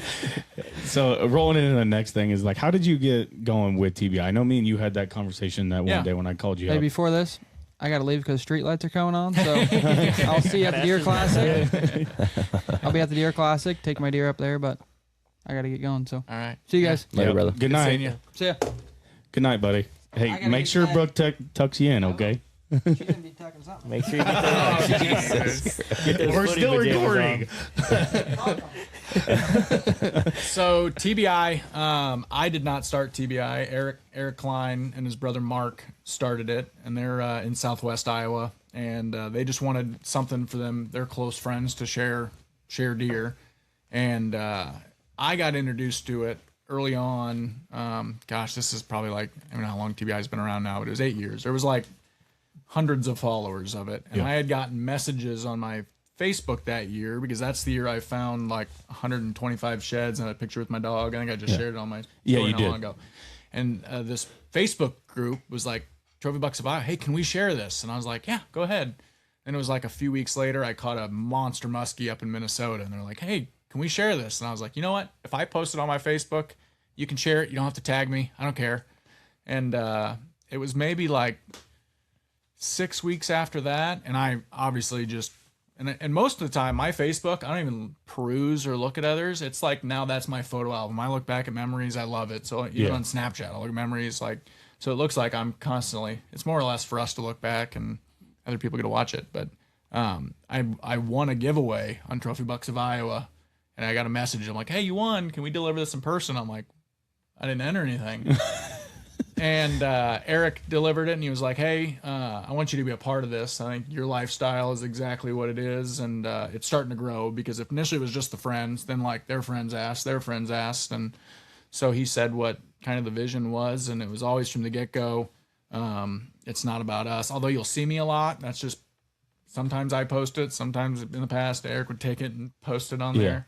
But the whole point is like, it's not about us. So I'm the most outdoor person in the entire group, so you'll see a lot, but it's like celebrate. It's the opposite of you kill a 4-year-old and get mad. We want to celebrate everything. And we wanted it to support veterans, and we wanted it to support first responders and sick and disabled kids. And so as it grew, I think that's also what made it so popular is we want to make it's fun to do it. We post funny things. You see a lot of big deer, but also we are making an absolute imprint in our community, and 100%. And that's, to me, that's the best part about watching it grow. Exactly. So that's how I got involved is I won a giveaway early on, and he was like, I need this guy to be. So there's four partners, Mark, Eric, and then Ryan Boynton. He's the one who handles all the apparel and everything. Okay. Myself, and then we have an awesome team of people that are just good, cultured, outdoor people. No, that's awesome. Yeah, now it's almost like religion. Like you kill a big buck, it's like, oh, send in a Trophy Bucks of Iowa. It's like everybody's like on it. Like everybody gets that thing, and they're like, "Hey, we got to send this in to Trophy Bucks of Iowa. We got to send it." I get told all the time it's 99% awesome and 1% sad, because you see it. You Trace's split buck is I think that morning To me, Chris was fucking scrolling 100% sad. because Chris was scrolling and saw the TBI post and screenshot it, sent it in a group, and goes, "Trace, isn't this your deer? Isn't this splits?" And I opened it up and I was like, "Oh, he's gonna be pissed." So I texted in the group chat because I forgot that he had to get his wisdom teeth that day. I was like, "He's asleep because he had to work last night." I was like, he's gonna be upset, and then he sends in the famous video of all time. Phenomenal. Dude, that was like the worst time possible, because that was like, Do you remember doing the video? no, No, I don't remember it. So it was like 24 hours of no sleep, turn around, go and get my wisdom teeth taken out. So like I was completely like gone, and I was like, I just remember the last thing like I completely remember was like, I had just woken up at one part in the car ride, opened that up, and then that was like seeing that picture, and then that was it. And I was just like, from there I had to Blacked like out from sadness. Oh yeah, it was gone. And then Or the fucking amount of drugs that were still in his system. Or that. ended up going back to sleep, went home, slept for probably like 14 hours, and then it was like what the fuck? And then it was, do you know what you did? And I was like, no, what are you talking about? And it's like, I think So you had to relive it twice. Yeah, I had to relive it again, and I was like, motherfucker. And like the worst part about it is like I ended up that guy who killed it, I ended up like getting a hold of him, like, hey, I've got tons of pictures of this deer from like the last 4 years. I was like, do you want them? And he's like, yeah, send them all to me. And so I sent them all to him. Like, I was like, I don't have any sheds from him or anything, which we ended up finding a shed 2 years ago. Yeah, I walked it when shotgun hunting and walked right on top of it. No had kidding. to dig it out because it was frozen into the ground. Oh, But yeah. A tractor ran over it at one point, and it was like all the tines were still in the, I mean, it was an intact shed. Never Yeah. did put a tape to it. But No, but Obviously big. yeah, ended up biggest sending, shed I've ever found. Yeah. ended up sending all the pictures to him and everything. And I was like, just out of curiosity, like, where'd you kill it at? And he sent me the pin. He's like, right here. And the last night that I hunted him on the last day of the bow season, I was 60 yards away from where he was like bedding. No kidding. And I was right there because like I kind of figured where I knew where he went. So I was like, hey, he's got to be somewhere over here. And that last night I was 60 yards away, and he was a hurting unit. He bled for probably a little over a mile and a half. Yeah, and then the dog went another mile on him. Then the dog went another mile and gave up right in front of my other tree stand, which that camera was dead. Otherwise, we might have had a picture of him. Yeah. So it was like the worst possible timing. And yeah, I think we need to repost it because that video flopped for us. Yeah. We posted it everywhere we could, and it didn't do anything. And we're like, this is the greatest video of all time. Like, Did we post it on TBI? I don't think so. know if you guys did. I don't know. I never. I don't think we need to. I like the. I think we do. I think we do. I usually go out of my way to like I'll talk to anybody about TBI. I'll talk to me about my business. I'll talk to me about anything. But I try almost sometimes go out of my way not to promote those things. You don't want it to always be about those things. But if you ever want it posted, send it here and I'll be happy to post it. We'll give it to you tonight. Of course you will. I ain't fucking said shit. That will reach a lot of people. Yeah. Dude. That was the greatest video of all I mean, don't get me wrong. Like, I'm still sad about it. Because, like, I don't know. Yeah, because I shot him that. What was it? I know you've told the story about. It was like, obviously, it was at least a week. I think it was a little over a week before. And Because you had sent that in Snap, right? yep, I had shot him that. It was like 3, because Hunter shot his I big shot my one. 197 or my 195. We recovered it that morning. I shot it on the 27th. We recovered him on the 28th, and then Trace went home, Slept for an hour. hour and a half. Went into the stand that night, and then was hunting. And that night he showed up. That night he showed up and he came across me like, I had a little button buck out in the field, and I wish he wouldn't have been out there because he distracted the fuck out of me. But like he kept looking down that way, and I was like, something is down there. And I had a feeling because I had gotten pictures Was it of a him. pretty open area? Very I open. think I remember that. And I had gotten pictures of him that night when Hunter killed his, and I was like, he's in there. He'll be there tomorrow. And so that's why I was in there. And a button buck come out and kept looking that way, and he'd feed, and then he'd look that way and just stare. And I was like, there's something coming that way. Never did get ready. And so like I grabbed my bow at the one point. I grabbed my bow, but nothing was coming. Yeah. I was like, oh, he just must be scared something down there, maybe some does. And so I hung my bow back up, and no sooner I hung my bow back up, and I'm looking at this button buck, and I turn back to the left, and he's literally hugging the tree line, and he's at 30 yards. And so I instantly grab my bow, turn the camera on, get the camera on him, and my bow's facing at him, but my hand's on the camera, and he's at 10 yards right now. Straight downwind, looks up at me, and I'm just staring at him like, fuck. Like, I'm supposed to be at full draw right now and shooting. And, like, probably one of the biggest regrets I have is what's next is I let him go through. He went through, no worries, no nothing. He went to go fight off the button buck. And at 15 yards, he was, like, a little quartered away, but, like, it felt like straight away. And I had the opportunity to send it right in behind the rib cage and send it at him. And I was just like, nope, that's not the shot. It's not what I'm looking for.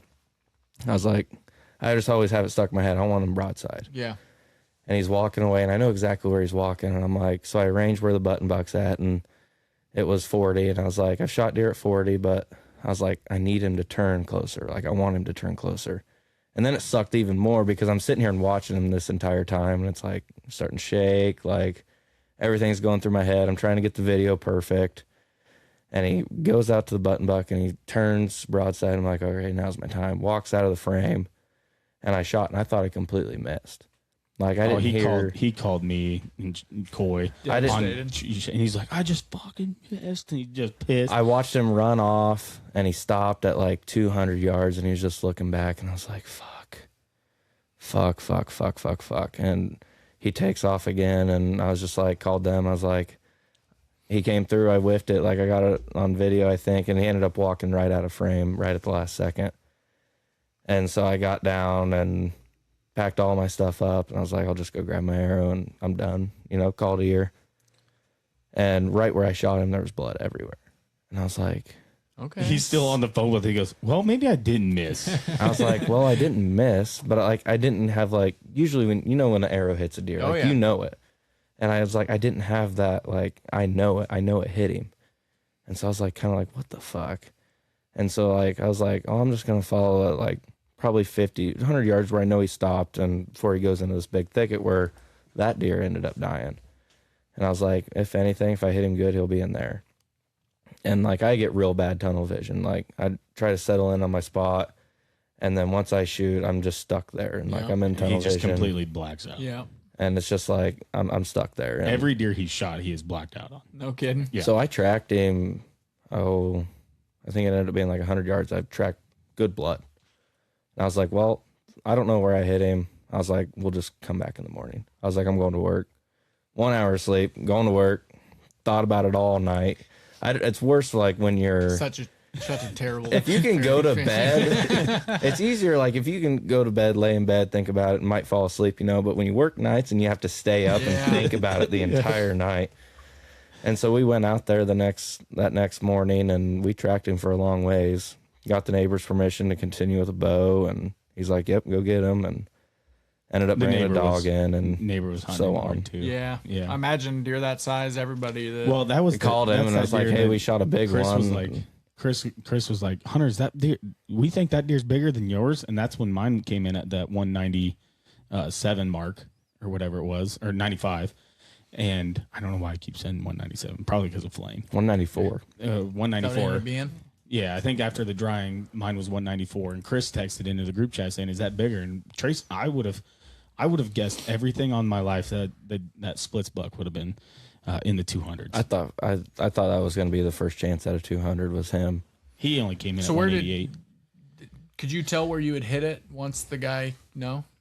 He said it was it was like really forward, Yeah. like really front, like Brisket. cut everything in the brisket, and it was like Yeah. fuck, And he's like, but that deer been through fucking hell and back. Yeah. He got hit by a car. Yeah, he had a snapped elbow, front elbow. No kidding. It was Never completely snapped. affected his horns or anything. He got hit by a car. I shot him. And somehow God, you'd think managed. he'd get out of Bussy. No shit. I'm moving to Carroll. that or guy something. Managed to get through all the fucking shotgun seasons. That guy that shot him during shotgun hunting literally told Trace, he's like, when that deer came out, he goes, he saw me. He didn't even there was nothing left. He's like, Yeah. I'm He ready. literally said, he's like, there was nothing left It in was that just, deer. it was like a put me down. Yeah. Thank God. yeah. He probably heard somebody. Like, I'm just gonna walk towards him and just get it over. Yeah. with. Yeah. No, it was. I mean, I'm happy for him. Obviously, that's a once in a lifetime. I think he ended up coming at 189, 89. 189 and some change at 14 wide. Yeah. Not wide at all, Yeah. but just had junk splits on G2s, G3s, G4s, and just super tall. But 22 scoreable or 24 scoreable on that deer. Yeah. 22. And then Flame this year was 22 as well. These The deer bar all set have high. one thing in common, and it's fucking splits. Not very wide. Yep. Yep. I think down south, the farm I mainly hunt, not where the cabin, it's not my farm I personally own. Yeah. It's the permission one. And that one for the longest time was big, typical frames and always 2 or 3 big 8-pointers. And now, the last few years, there is a lot of double main beams, extra points, Yeah. which I'm here for it. Yeah, absolutely. I love so The cool we thing had is that this farm also does. I mean, that's the same farm I killed this Yeah. one on. I like big 8s. And there's a big 8s are couple- exciting to Yeah. me. I mean, that's a 180-inch 9 right there. Yeah. Yeah. With a small drop time, but It's a lifetime deer to there's the a majority couple. of hunters. Oh yeah, I'll never find another 9-pointer that big. My opinion. It's a big 9. He's huge, but I mean, he was also a deer that left for 4 years, 4 4 or 5 years, and I shot him at 8 or 9. He No ended up kidding. coming back Yeah. after 4 or 5 He- years. That's a long time. 8-year-old deer right there. Yeah. We had a picture of him the first year that Trace got it, and he same frame, same everything, but he had a shitload of stuff off his twos, everywhere. So yeah, Way big, yeah. I mean, Sweet deer. he was huge, and now that's where the buck that disappeared that last year. I call him PB and J. yeah. And he's got that frame and everything, and that right there. But it's now I got to catch up to him before he goes to a 9. I got to try to kill him as a 10. You gotta find him. You know what? Yeah, But I'll that take deer, him any day of the week. will be 6 or 7 this year. So, So we talked about it on one of our last podcasts. What is your thought? And I've heard a lot of people talking about it. ATA shows, it's been talked about. I mean, it's all over the place. Thoughts on drone use and drone recovery for Iowa? I want to know your opinion on it because we've talked about it. We've talked about it. So I think there was a bill for that. Okay. Did not go through as expected. Thank God. My opinion is different than what my opinion that's going to happen. I think it will be here. Yeah. I mean, it's already here, just not legally. It's eventually going to be here. I think it's one of those topics, just like, I have a smokeless muzzleloader. Yep. Where do you draw the line on, it's like you can shoot them at 400 yards or whatever. I think you have to have intentions of a law for the people that are going to not break the law. Yep. And there's going to be something that is always used, thermals for coyotes. I also have a thermal on my gun. I do not like thermals during deer season. I would like to see where you can't thermal coyote hunt. And Yep. I thermal coyote hunt during deer season, before end season. If it was, because it's legal. If it wasn't legal, I'd happily not do it.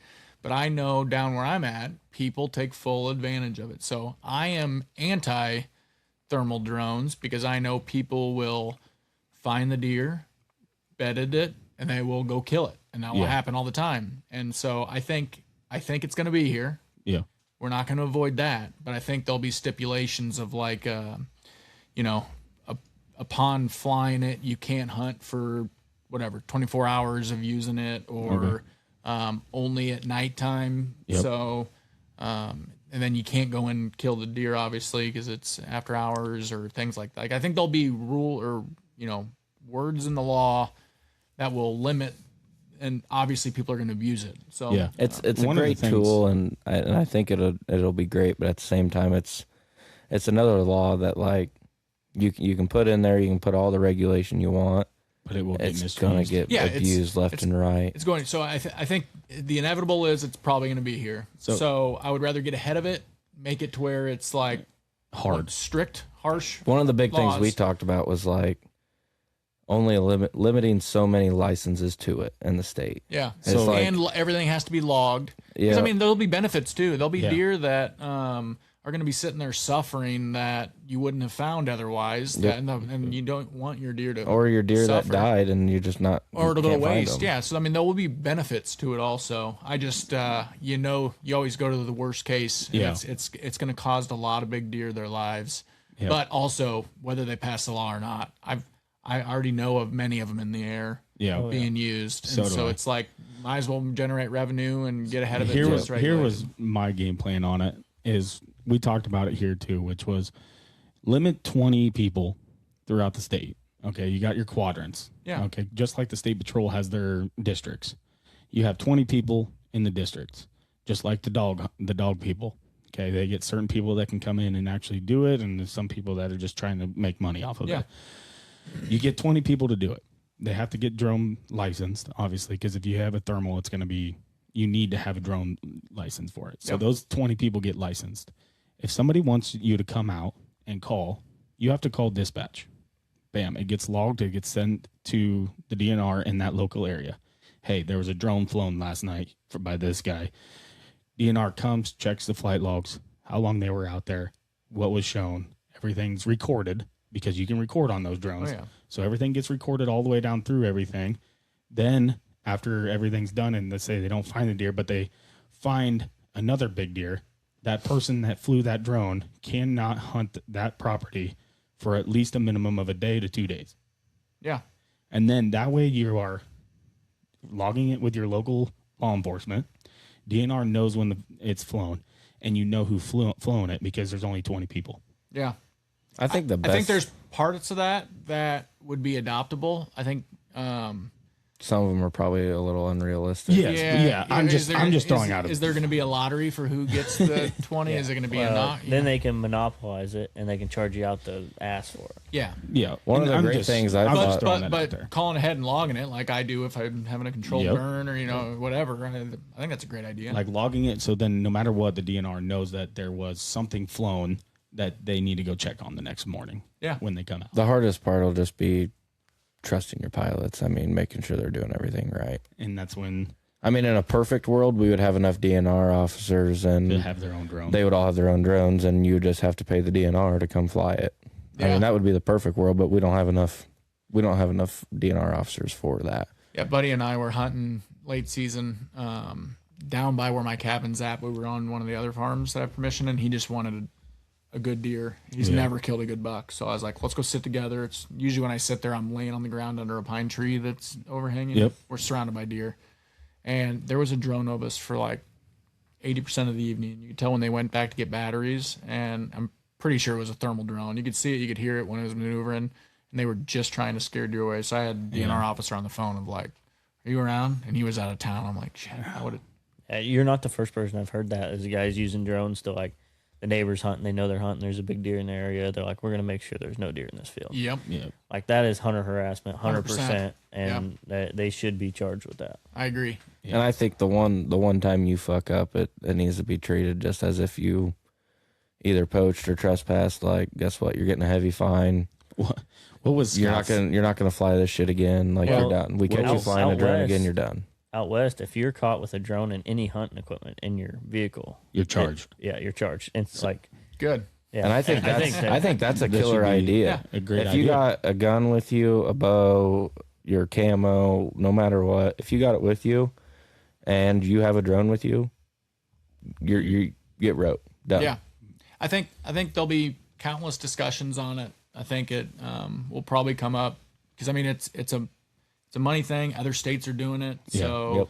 what do you do? I mean, you hell, adopt you it. look at the drone recovery guy now. He's dumping taking 500 pounds of corn out there. You don't ever have to walk into your farm. I saw out He's west. hauling deer I out. can't remember what state it was. Yeah, literally taking deer out for people. Or I saw where there was a drone doing drop camps for people where they're like, here's the pin where we're setting up camp, and it would, with a release pin, take their gear for them, and it would Drop be sitting it. there waiting so Really? then they could less trips in. Holy and it would be like a cow. thing. Which, I mean, I love going out west hunting. Once I started it, I was like, nothing would ever compare to deer Yeah. in Iowa. And then I had a bow in my hand and an elk bugling like 60 yards away, and it was just like, whoa. Like, dang it. That's what we've heard. Love out west. I didn't do it for the longest time because I was just lazy and was like, I don't understand the point system and I Yeah, I don't want to don't either. start. And I figured it out. You could figure it out pretty quickly because if I can do it, anybody can do it. That's my goal, is to figure it out this year, and I think I'm going to try to go out west, and either me and Coy are going to either try to put in for an elk tag in Colorado or mule deer. So there's, how different states differ. It can get complicated. But like once you learn it, which you can probably do tonight with a 10-minute YouTube video, it's not hard. It's just patience. Because like I buy points in Colorado and Wyoming every year. Wyoming's my favorite state. Yep. Nobody else should go there. Everybody else should leave. Everybody else should leave. And I buy and I just buy antelope, mule deer, elk. In Colorado, I also buy, even though you can buy over-the-counter bear tag in most places, I have like 7 bear points, and there's 1 unit in the entire state. But there's an app or website, Go Hunt. When you're wanting to learn about West, I have an account. You go on there, and you can put theoreticals in of like, all right, in 3 years when I have 3 points, show me all the available units that I could, and research, because it's hard. Like, even big... you wait years to draw an elk tag. A lot of these places, it's like 19% success rate. Yeah. Odds are you're just going to go out and have a good time and not even send an arrow. Yeah, our good friend Scott, he's very adamant on like go to the shitty units first or the easy draw units. Cut your teeth. Yeah. And get experience, learn how to hunt elk because it's a lot different than hunting whitetail. He's like, just go out there, learn how to do it. And then he made it sound like you can go kill an elk in the shitty units, and you got it figured out. You're good. Oh, yeah. Yeah. I mean, because there's more people than there are elk in a lot of the. Now, there are some guys that have it figured out that kill good ones every year. Now, over the counter's done in Colorado, so Yep. it's a solid draw. But yeah, but like stuff you don't need preference points for. Usually like secondary draw stuff. yeah, and there are some units that your first year without points, you just put into apply Yep. and you draw. I think my first 3 antelope was I had no points and just drew. And that's no longer the case because point creep's going up in a lot of places. But Yeah, Colorado, they're switching it up in a year or 2 or something like that. They're switching the points or resetting them. Or, yeah, because it's got a hand. There's some units that like you can just write off. You will never hunt in your life because it takes. Yeah. Is it New Mexico? That's just like Straight water. There's no Straight straight lottery. water. Yeah. That's the one I'm. So I apply every year for that, Yeah. knowing I won't, and if I do, I'll figure it out. It's like, you figure it out. yeah, that's a 350 bowl. But like Colorado, you can get on and just buy. You have to buy a small game tag license in Colorado, and then you can just directly buy a point. You just put in a code for the point, you buy it, you keep track. In Wyoming, you can just buy the point, and you'll figure that out. And then you can plan of like, all right, in 3 years, I would start out at antelope. Antelope's easy. Like, Yeah, that's what easy. I told Coy. You still that have I to wanna work do. for it, Yeah. right? But like, it's a 90+%. We went out there. I've been a part of like 12 tags filled, and nobody had a tag on day 2. On public land, Oh, that's awesome. you shoot an antelope. Yeah, I want to kill one with my bow. When I was like 12, I went out and I shot a doe antelope. I think I was 12. yeah. 13. I want to take a bow out and try to bow antelope. Well, you can do both. Can In you? Wyoming, when you draw a tag, it's archery, and then if you don't fill it, it becomes a rifle tag. So Oh, you can okay. do both. So I have no interest in sitting over a watering hole when it's 100 degrees in the blind all day. So when we go out, and not many people in the units you go where it's high success rifle, you will probably be the only one there. Like, you don't see that many bow hunters after there. So Yeah. it was like reaping turkeys in Iowa. That's what you do for antelope out there with a decoy. You spot and stalk almost every piece of public. It's like, whose turn is it? You'll have 30 plus stalks a day. And it's hard because they are skittish and substantially faster. Have you ever heard I used to live out in southwest Kansas, and they had antelope out there, and we had one farmer kid. He's like, dude, the easiest way to kill him is just hide out in a ditch, and you just use a plastic bag and put it on a stick. And he's like, I just stick that up in the air and then walk right to me. They get curious. Yeah. I never heard that, but a lot of guys that have killed a lot of them will, like, there's wild horses out all over in Wyoming, and they'll just, like, the farmer will bring a horse and they'll just walk behind it, and they don't mind it. I've seen that. I got close. It was so windy. I missed one shot. It was like I held back, and I have it all on video, and the whole arrow just misses the whole thing. It just is like, yeah, probably gotta get a little closer. But Or guys, I've seen guys that wear white T-shirts and stuff. yeah, I know that works for caribou too. Just Yep. start waving a white. Yeah, that's on my list too in the future, is a caribou. I think my dad killed 2 caribou. Yeah, that'd be cool. Yeah. So that was one thing I want to go do too. Is I think that'd be fun. But I was listening to Working Class Bow Hunter. Listen to him all the time, and they were talking. They had I can't remember the guy's name, but I think this company called Rolling Bones. Yeah. Outdoors I know or Rolling something. Bones. Yeah. They made it sound like They will plan everything for you. they get it all set up and ready for it, and then send you like a gear list of everything you'll need. Yeah. And You just basically, they'll interview you, and you pay for it, and then Yep. they'll be your planner. You can just say, this is where I want to hunt, the caliber of animal I want, and the experience I want. So, like, I'm okay with lots of people, but I want to see animals. They'll, like, this is the unit, this is, how many years it'll take you, and they can plan everything. that seemed really It's cool for the average, for somebody who person. doesn't want to learn it and just Yeah. wants to do it. And Absolutely. that seems like a great tool to have. Yeah. It's like a vacation planner, but for hunting. Yeah, that's exactly what they are. It is. And I they're love Rolling and they Bones. actually and they get a lot of deals too. Or if you just don't want to do public over, public land with no guide, they also have like discounts if it's through Rolling Bones. They work with a lot of outfitters or guides in all these states too, where it's like, well, you can go faster if you use this, and it's like 40% off if you go through Rolling Bones. So That's really cool. What is your dream animal? I'm hunting it this fall. Really? Moose. Alaska Yukon moose. Yeah. Okay. Yeah. That's been my number one animal forever, and it was always something that was completely out of reach.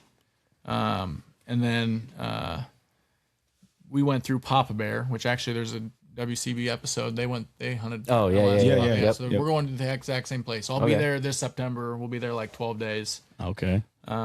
Just you going out, or how many people? There's are you going three with? of us, all three of us, and we all three have tags. Yeah, Okay. I was. I already said I'm going, and it took us like 4 years to apply just to use, because they're not a guide; they're just a flying service. Yeah. But it's like 90. It's a higher success rate for moose through them than what that 90+ percentile antelope unit was for Wyoming. Okay. You shoot a bull. Yeah. Or you at least have an opportunity. So it took like 4 years to draw. It's probably a third or even a quarter of the cost of an actual moose hunt in Alaska, because you're on your own. They drop Yeah. you in, and they're like, "Here's a satellite phone. See you in 12 days unless you call and shoot something." So it took us 4 years. We apply, you learn last November I learned that we drew it.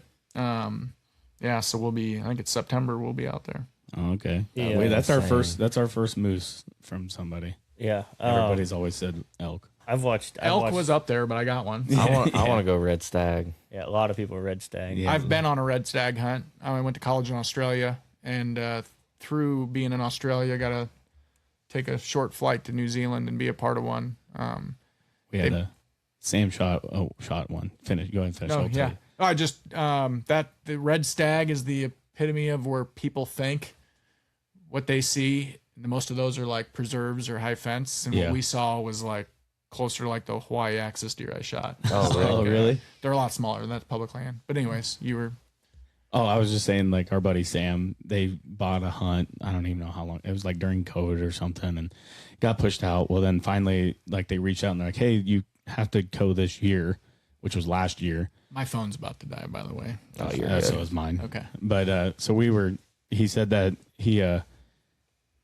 anyways, him and his buddy got it. They go out there. Well, his buddy shoots like, And where were they going? New Zealand. New Zealand, yeah. Yeah, so they went out there to New Zealand. It was all guided and everything. And his buddy shot like a 300 bull or something like that on like day 2. And he had his bow and he wanted to shoot one with his bow. Well, somehow the guy got like mixed up on which bull was what out there. And they're like, yeah, we'll go after this one. So they got in close. Well, he got close with the bow. Didn't happen. And it was getting ready to run off. Winded him or something. Winded him or something, reached over, grabbed the gun, because you can have gun or bow. Yeah, oh, yeah. Reached over, grabbed the gun, shoots this bull, and they walk up on it, and the guide was like, oh, fuck. Because they didn't pay, like, you have to, is it pay for animal or It something? basically there's like classes of Caliber, yeah. and it goes up dramatically. Yeah. Well, he was supposed to be in the 1 caliber, and that's what the guide said it was at. Guy told him, yeah, you can shoot that one. Shoots it.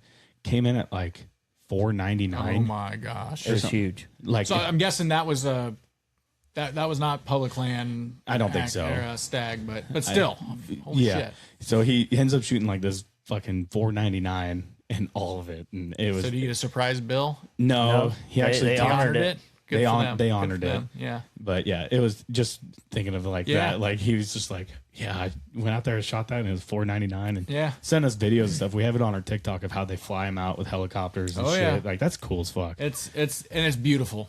Highly Oh, yeah. recommend both Australia and New Zealand, both for 2 different reasons. Yeah, But yeah, moose, elk was up there. I was fortunate that a guy that was very experienced in public land elk yeah. was like, "You want to go with me?" I'm like, sure. So passed up some good ones with the bow, knowing I could go back with a rifle, and then just got lucky, spotted it, shot it. A buddy was with me that also had a tag, and we 1, 2, 3 2 big bulls. Oh shit. Both dropped at the same time. Holy That's shit. awesome. As soon as you do that, like, well, you got a lot of work to do. Yeah, so it was a pretty cool. So I spotted them the night before, and they were clear up the mountain on private, but they were feeding down towards like this 1 by 1 mile perfect square of public. Yep. And so it was like 50-mile-an-hour winds, sleeting, and I'm like, they're like, let's go. We were staying at a hotel in Laramie, Wyoming, and I was like, I'm sitting here and putting these elk to bed to see where they feed. So I like got all my layers on. I was tucked in a snowbank, and I watched them till dark in like 50-mile-an-hour winds. And they made it like halfway. I was like, we're gonna be here at like 4 a.m. tomorrow, looking to see if these happen. It's our best chance. And so we, in the dark, me and my buddy, hike all the way up there, and we're looking up at them, and they're like nowhere to be seen. And I can see my truck. It's like 3/4 a mile away on the road. And as I glass back, all 4 bulls are between my truck and I. We had like in the dark walked right by them. Oh crap! And I was like, and it was like a 300 yards. And I had, all right. And it was, I get ready for the shot, and I'm like, it's like 40-mile-an-hour winds. I'm like, I'm not taking this shot. But the wind was from them to me. So I slide down the hill, hoping they don't see it. And they're feeding in the sage over the hill. And I get ready, and I can just see the tips of their antlers over this. And my buddy Alan, and he's like huffing and puffing behind me. And I'm like, I gotta wait for him, and maybe we both can get one. So he gets up to me, and I'm like, all right, pick the one on the left. And there was a monster in the group, but I was like, the first bull that gives me a shot, all of them are trophies to me. I don't give a shit. Yeah. There was one that was big, And I probably got the second smallest one in the group, but I was like, I'm on him. I'm like, Alan, get on this one. He's like, but that one's bigger. I'm like, I don't care. Are you ready? Yeah. 1, 2, 3, shoot. And they both drop. And we weren't videoing or anything. It would have been insane footage. That's like a once in a lifetime shoot one with a buddy, and it's like at the same time, like Out west. Oh, and the best part is right when they dropped and we walk up to him, that big bull stood over his bull and bugled for like 20 minutes, just screaming, bugling. That would have been insane. Yeah. that's where you need the third one. Yeah. Where's our third guy? I mean, that other bull was at least 100 inches bigger than the bull I shot, and I couldn't give two shits about it. And actually, I'm glad I didn't shoot it because my bull has like this much room on each side of it above my stairs, so I wouldn't be able to. It wouldn't have fit. Yeah. We had to find a new spot. Yeah. So where's the moose going then? Either the cabin or I think in the next few years we're gonna move. Okay. I'd like to get a little bit out of town. So right now I live like right in Des Moines, Ankeny. Yep. And I'd like to get like south of town, closer to the farms, on like 6 to 8 acres. You don't want to live in Bussy? No, because it's like an hour and a half to my other farm. So like Norwalk area is like right in between. Where this piece is that I'm looking at it's 40 minutes to this farm and 40 minutes to that farm. Okay. So, but I did tell my wife when I drew that, I'm like, there's nowhere in this house that'll hold a moose. Now we got I'm like, now we got to shop for something that fits the moose. so and she's elk. like, so you're not going to mount it? I'm like, no, we need another house.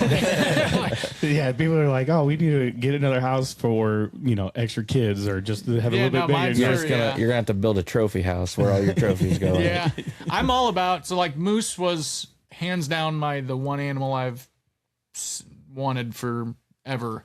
Otherwise, it's like I want just unique experiences that when I'm doing it, I'm like I know a handful of people that ever done this. So like Hawaii axis deer. Yeah. I don't know a lot of people that went, and I saw pictures of people, and I'm like on a mountain, the ocean in the background, with a sweet looking deer. Like I'm in. So it's like anytime that comes up, and my wife's always like, let's go. I'd love to go to Hawaii. Yeah. I'm going to sit on the beach while you go sweat your ass off on top of that mountain up Yeah, there. it was awesome. Great experience. Told my daughter we're gonna go back when she's like 10 or 11 so she can hunt. But Yeah. so I'm just always looking for that next cool, unique thing, and I don't need to kill something. Like, Yeah. just take a camera too. have but a good time It out also there. makes it a little more fun when you. Yeah. Yeah. Oh yeah. Absolutely.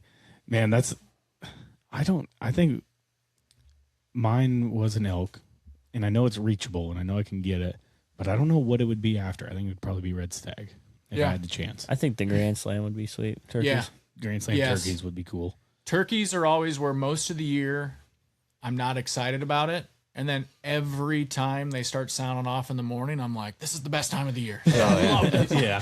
I said it. I've a been long time itching ago. for turkeys now. Like since deer season's over, it's like, all right, I want the weather to get nice. I'm ready to get out in the morning and just right hearing them gobbling. It's like, God, I love an Eastern just gobbling in my face. Yeah.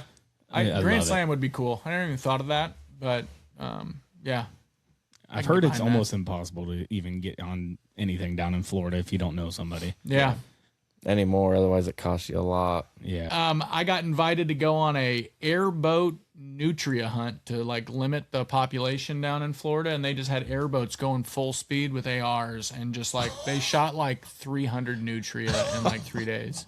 Oh, And he was like, Holy shit. and this Oh was my on like God. Tuesdays. Like, what are you doing tomorrow? I'm like, I'm working. And he's like, if I buy your ticket and it's already all spent, will you go spend 4 days with me on airboats chasing nutria? I'm like, this is like the only weekend I can say no because I got my daughter.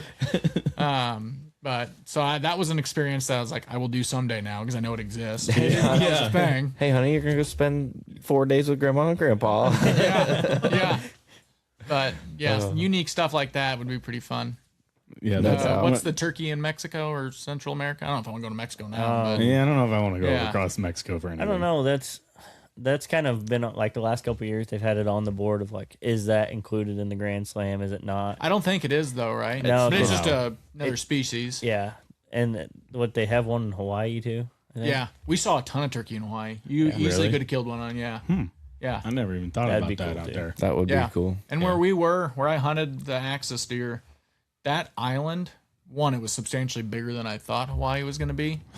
Like we stayed on Big Island. It was like 7 hours to drive around the island. It's like the state of Iowa. Is everything in Hawaii over the counter?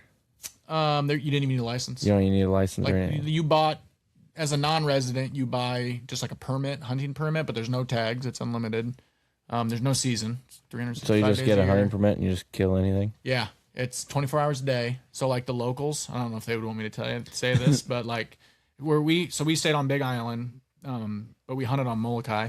Okay. And so we'd take island hopper planes to Molokai, and he was saying like it's so hot during the day that the rumble strips in the road because it rains every day in most of the place. Yeah. They just at night wait for them and they line up to drink out of the rumble strips. And then you just mow them down on the road, and it's like so like we get there. Sounds like some bussy shit. You know what I'm saying? You guys, some We'd be people- right at home. yeah. So I shit you not, when we were there, the guide was like, "So how do you want to kill these?" And I'm like, "Well, what's shooting hours?" He was like, "Well, I was thinking, it's gonna rain tonight." I'm like, "Absolutely not." Like, You got your range hand on? but yeah, so you can go any time of the year. We chose. I think we were there in June, just because they're starting to rut. So you saw again. You go there.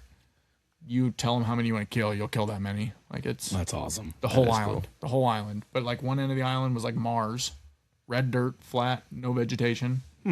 Then my end where I was hunting was like Jurassic Park was filmed there. So and there was access deer from one end to the other. That's insane. That's cool.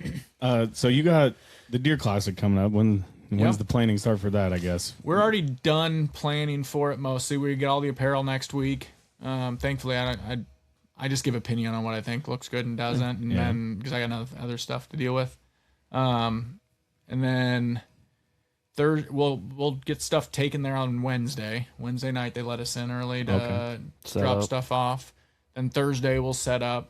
And then Friday it opens. What booth number? Yeah. That's a good question. Are you guys in the same normal We're spot? in the exact same spot as every always. year. Just find right by the main doors. Find the first bar. We're right there. We're right by where they sell beer. You guys strategically like do that, or They put us there. So actually, it was a. Isn't it we Liberty pissed some- Safes or something that's like right there next Yeah. to you or something? It wasn't Liberty, Palisades but it was or- another play. Yeah, some another safe safes. company. But we used to be on the other end, and it was like our second or third year we had a booth, and a lot of people like complained, and it was a compliment to us. But it was like at the time we only had our booth was like as wide as this table, and people came and talked so much that we congested the aisle so much that like there was no flow of traffic through. So they're like, get those guys out of here. So then they were like, hey, how about you take this end corner right by the bar? And so now I think we have 3 booths worth of stuff. right there, and it's perfect. It's yeah. Our goal is to make it up there one day. One Yeah. day our goal is to have a booth up there and either podcast or sell merch or bullshit with people or do whatever. I mean, one day. It's a hard thing to initially do, but like you meet so many cool people and talk, and I love just going around talking to all the people and seeing new products and stuff like that. It's fun. yeah, it only takes you'll make one connection or somebody will say, hey, I know you guys, I see you, and you'll be like, glad we were here, Yeah. right? That's the only thing. One time we want to go up there, find a booth, buy one, set up, and God, there's over 800 this year. That's 800, what That's 800 insane. exhibitors. at one point, when are we going to find a bigger place to go to? I don't know if there is. I don't think there My is either. biggest bitch about it is that it's like downtown Des Moines, Right during basketball. right during state basketball. It's Yeah. like, fuck, this Yeah, sucks. good There's luck no finding a place to parking eat. and Yeah. place to eat. Everything's always a wait. Yep. We 30 just, minutes like, or plus. Yeah, I wish they had better food options. Like I even was like, if they would allow it, I'd nix 3/4 of the TBI booth and we'll sell pizza by the slice there. It'd be so popular. Oh, yeah. 100%. Or like adult slushies. No, Yeah. now you're Okay. talking. All right. If you're going to have adult slushies, I'm just going to hang out in your guys' A booth. lot of people do. I'm just going to start selling merch for you guys. So if we Yeah. get a booth, we want right next to you. And So good luck. I was going to say, yeah, that's probably never going to happen. Isn't but- there there's a large wait list just to get a booth in there, isn't it? I think they expanded it a lot. I don't know how many. There's 800. I don't know how many were on top of that. I mean, they've told us at some point, but I don't know. I'm sure if you know, Yep, pretty no small doubt. world. So if you just let them know. I'm sure you can get in. Yeah, I think this was awesome, Brandon. I absolutely loved it that you came in and especially took the time and came down and actually in your busy schedule, because even on like Coy messaged from home. Yeah, Coy messaged us and he's like, "Is Brandon actually coming? He's on a plane." And I was in Colorado this time yesterday. Yeah, yeah. He's like, he's on a plane. Well, I don't know where he's at, but are you sure he's gonna make it? And I was like, he said. I texted him on Monday. He's coming. Then I saw your Snap story, like, got delayed or 3 layovers, and I'm like, oh, fuck, is he still coming? You couldn't see out of the airport. It was like a sandstorm. The wind was so strong at Denver, and there was just, like, plane lined up after plane after plane. So I actually broke in or snuck into United Club or whatever. I need to join that because the buffet was so nice, comfy chairs, and I didn't mean to. I just walked through this door and I was like, well, what is this? I stayed there the whole time. But no, I appreciate you having me down. I enjoy the casual conversation. And man, I told Chris that you were coming down, and he goes, "What day?" Because I might just come in and join it. I should have had that. That'd have been great. He just texted me a little bit ago. Did he? Yeah, he was like, "I'm gonna come down," and I forgot to message him again. I told him on Saturday that you were coming down on Thursday, but no, I appreciate it, man. I don't know how many people would actually come in and do this. I mean, we've tried to get as many people as we can, and we're appreciative that you even took the time, especially being gone all week doing your other business and stuff like that, and then flying in late and then driving an hour down here just to. No, I appreciate the invite. I enjoyed the chat. Plus, I'm going to swing by and move a camera for turkeys while I'm probably. Okay, that's the next step is turkey hunting. So, Go follow Trophy Bucks Iowa, Iowa Sportsman's Club. Support the Iowa Sportsman's Club. Yeah. I love it. We'll be there Friday to get probably drunker and fuck and have a good time. So I will as well. Bought a hotel room. There you go. Smart. Smart. Absolutely. All right, guys. Well, thank you for listening. Go give those a follow. Go give us a follow. Peace out. Peace.